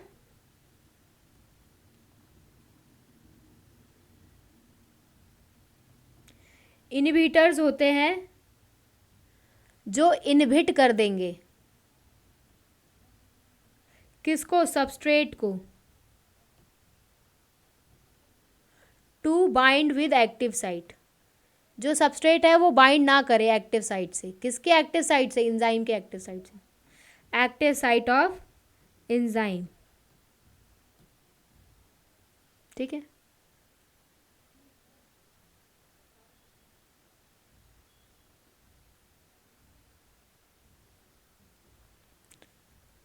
तो यहाँ क्या होता है, when the inhibitor closely resemble the substrate, अगर इनिबिटर जो है वो सबस्ट्रेट के साथ क्लोजली रिजेंबल कर रहा है तो मॉलिक्यूलर स्ट्रक्चर में, तो वो एक्टिविटी ऑफ एंजाइम को कम कर देगा, इनहिबिट कर देगा उसकी एक्टिविटी को।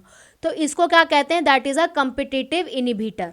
ठीक है, जो इनहिबिटर है वो सबस्ट्रेट के स्ट्रक्चर के साथ बहुत ज़्यादा सिमिलर है, तो वो एंजाइम की एक्टिविटी को कम कर देगा, तो उसे कहते हैं competitive inhibitor. Due to its close structural similarity with the substrate, the inhibitor competes with the substrate for the substrate binding site of the enzyme।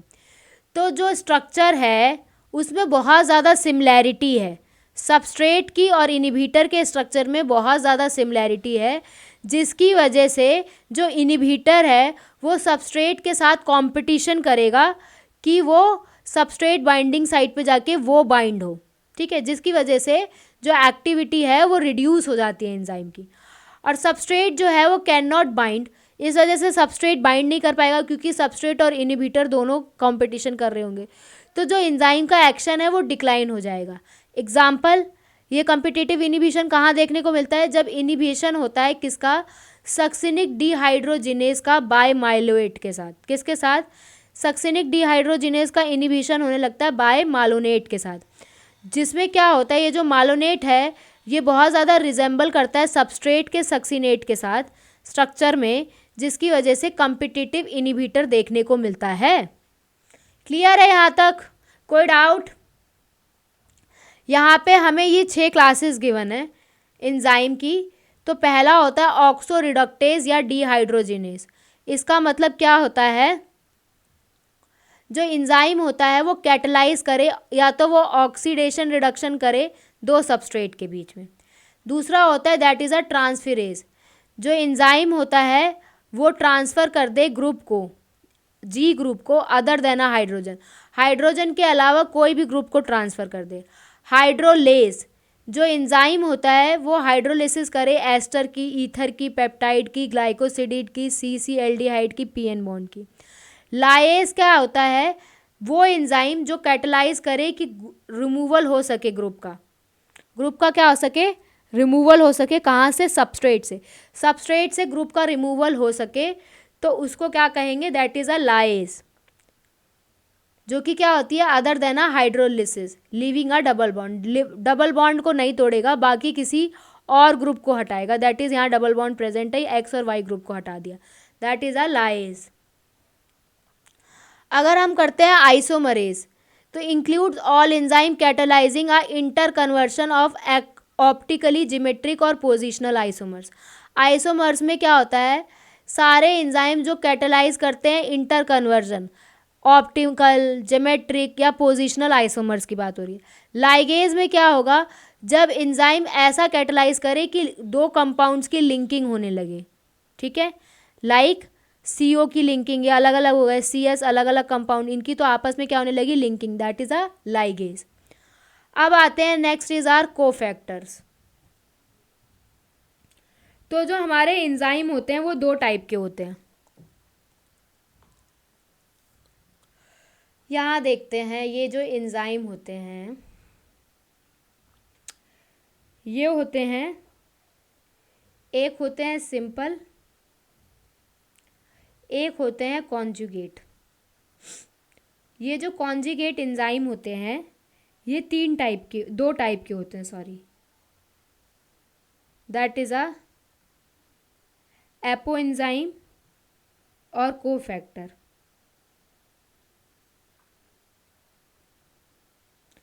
Apo enzyme, ठीक है। ये जो कोफैक्टर होता है, ये एपो एंजाइम जो होता है ये प्रोटीन का पार्ट होता है, ये जो पार्ट होता है ये प्रोटीन का होता है, ठीक है। और ये जो कोफैक्टर होता है that is a non protein. ये कोफैक्टर जो होता है ये 3 तरीके से डिवाइड होता है, आप समझ में आएगा अच्छे से। इस कोफैक्टर के अंदर आते हैं coenzyme, next is prosthetic group, और इसके अलावा मेटल। क्लियर? तो आप पढ़ें कोफैक्टर्स, पता चल गया कोफैक्टर्स क्या है। Cofactors are the part of conjugate enzyme, ठीक है। क्लियर है यहाँ तक? कोई डाउट? ये पढ़ते हैं, ये हमारा लास्ट टॉपिक है आज का। ये चैप्टर थोड़ा सा बोरिंग है, नो डाउट, लेकिन इसमें बहुत सारा मतलब जो कंटेंट है ना, बहुत फिक्स्ड कंटेंट है कि इसके बाहर कुछ नहीं आएगा, ठीक है। तो ये जो हमारा कोफैक्टर होता है वो क्या होता है? कोफैक्टर आर कंपोज्ड ऑफ, मतलब एंजाइम्स आर कंपोज्ड ऑफ एक या एक से ज़्यादा पॉलीपेप्टाइड चेन्स के बने होते हैं। There are number of cases in which non protein constituent called cofactor, मतलब नॉन प्रोटीन पार्ट को क्या कहते हैं? कोफैक्टर कहते हैं। मैंने बता दिया non protein part is a cofactor. वो किसके साथ बाउंड हो जाता है? एंजाइम के साथ, ताकि एंजाइम की कैटालिटिक एक्टिविटी एक्टिवेट कर सके, ठीक है, ताकि जो एंजाइम है उसकी कैटालिटिक ही एक्टिव कर सके। In this instant the protein portion, जो प्रोटीन वाला पोर्शन होता है उसको हम क्या कहते हैं? That is a apoenzyme. ये भी मैंने बता दिया। 3 kinds of cofactors are present, prosthetic, coenzymes and metal ions. Clear है यहाँ तक? इसके बाद हम प्रोस्थेटिक के बारे में पढ़ते हैं। प्रोस्थेटिक ऐसे ऑर्गेनिक कंपाउंड्स होते हैं जो कि अदर कोफैक्टर के साथ बहुत अलग होते हैं। They are totally bound to a apo enzyme. ये प्रोस्थेटिक किसके साथ बाउंड होते हैं? ओपो एंजाइम के साथ होते हैं। For example in peroxidase and catalase, जो कैटालाइज करते हैं ब्रेक डाउन किसका? हाइड्रोजन पेरोक्साइड का into a water and oxygen. और हमारा जो ये हेम होता है that is a prosthetic group and it is a part of active site for a enzyme. Haem क्या है? प्रोस्थेटिक ग्रुप का पार्ट है। प्रोस्थेटिक ग्रुप किसके साथ बाइंड होता है? एपो एंजाइम के साथ बाउंड होता है, ठीक है। तो यहाँ लिख लेते हैं, ये जो हमारा प्रोस्थेटिक होता है, आपकी बात पेन चेंज करते हैं, दैट इज प्रोस्थेटिक ग्रुप जो होता है ये क्या होता है? ये बाइंड करता है किसके साथ? Bind to apo enzyme. Apo enzyme क्या होता है? That is a protein part. इसके एग्जाम्पल में क्या आ गया? That is a peroxidase and catalase, जो कि ब्रेक डाउन कर देंगे हाइड्रोजन पेरोक्साइड का वाटर और ऑक्सीजन में।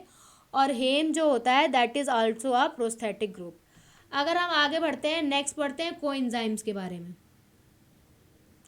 Coenzymes are also organic compound but their association with their apo enzyme is only a transition. Coenzyme भी एक ऑर्गेनिक कंपाउंड होते हैं, लेकिन इनकी एसोसिएशन एपो एंजाइम के साथ में कैसी होती है? ट्रांजिएंट होती है, जो कि usually occurring during the course of catalysis, जो कि कब अकर होती है? जब कैटालिसिस हो रही होती है। फर्दर मोर कोएंजाइम्स जो होते हैं वो कोफैक्टर की तरह काम करते हैं in number of different enzyme catalyse reaction.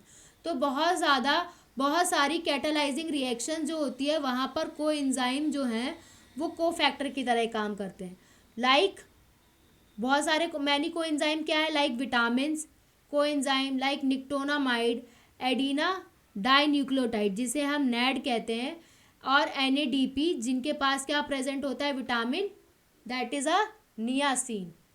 इसके बाद a number of enzyme require a metal ion. बहुत सारे ऐसे एंजाइम होते हैं जिन्हें मेटालाइन की ज़रूरत पड़ती है उनकी एक्टिविटी के लिए, ताकि वो कोऑर्डिनेशन बॉन्ड बना सके एक्टिव साइट पे, ठीक है। वो क्या होता है? That is a zinc. Zinc is a cofactor for the proteolytic enzyme for carboxypeptidase. तो ये जो कैटालिटिव एक्टिविटी है ये लॉस्ट हो जाती है कब? जब कोफैक्टर हट जाते हैं। अगर कोफैक्टर हट जाएंगे, रिमूव हो जाएंगे एंजाइम से, एंजाइम्स में अगर कोफैक्टर हट जाएंगे तो कैटालिटिक एक्टिविटी क्या होती है? लॉस्ट हो जाती है। यहाँ से हमें क्या पता चलता है कि ये जो कैटालिटिक एक्टिविटी होती है ये बहुत ज़्यादा एंजाइम में रोल प्ले करती है, ठीक है। ये जो कोफैक्टर होता है ये बहुत ज़्यादा रोल प्ले करता है एंजाइम की कैटालिटिक एक्टिविटी के लिए। तो यहाँ पे हमारा पूरा चैप्टर ख़त्म होता है। Next chapter is a cell cycle and cell division. ये चैप्टर यहाँ पूरा ख़त्म हो रहा है। नेक्स्ट चैप्टर में हमारी पूरी यूनिट 3 ख़त्म हो जाएगी। इसके बाद या तो हम यूनिट 2 कवर करेंगे, नहीं तो हम यूनिट 4 पढ़ेंगे। मैं यहाँ पे अपना लेक्चर एंड कर रही हूँ। Thank you so much all of you. I hope all of you are liking my video. Have a nice day.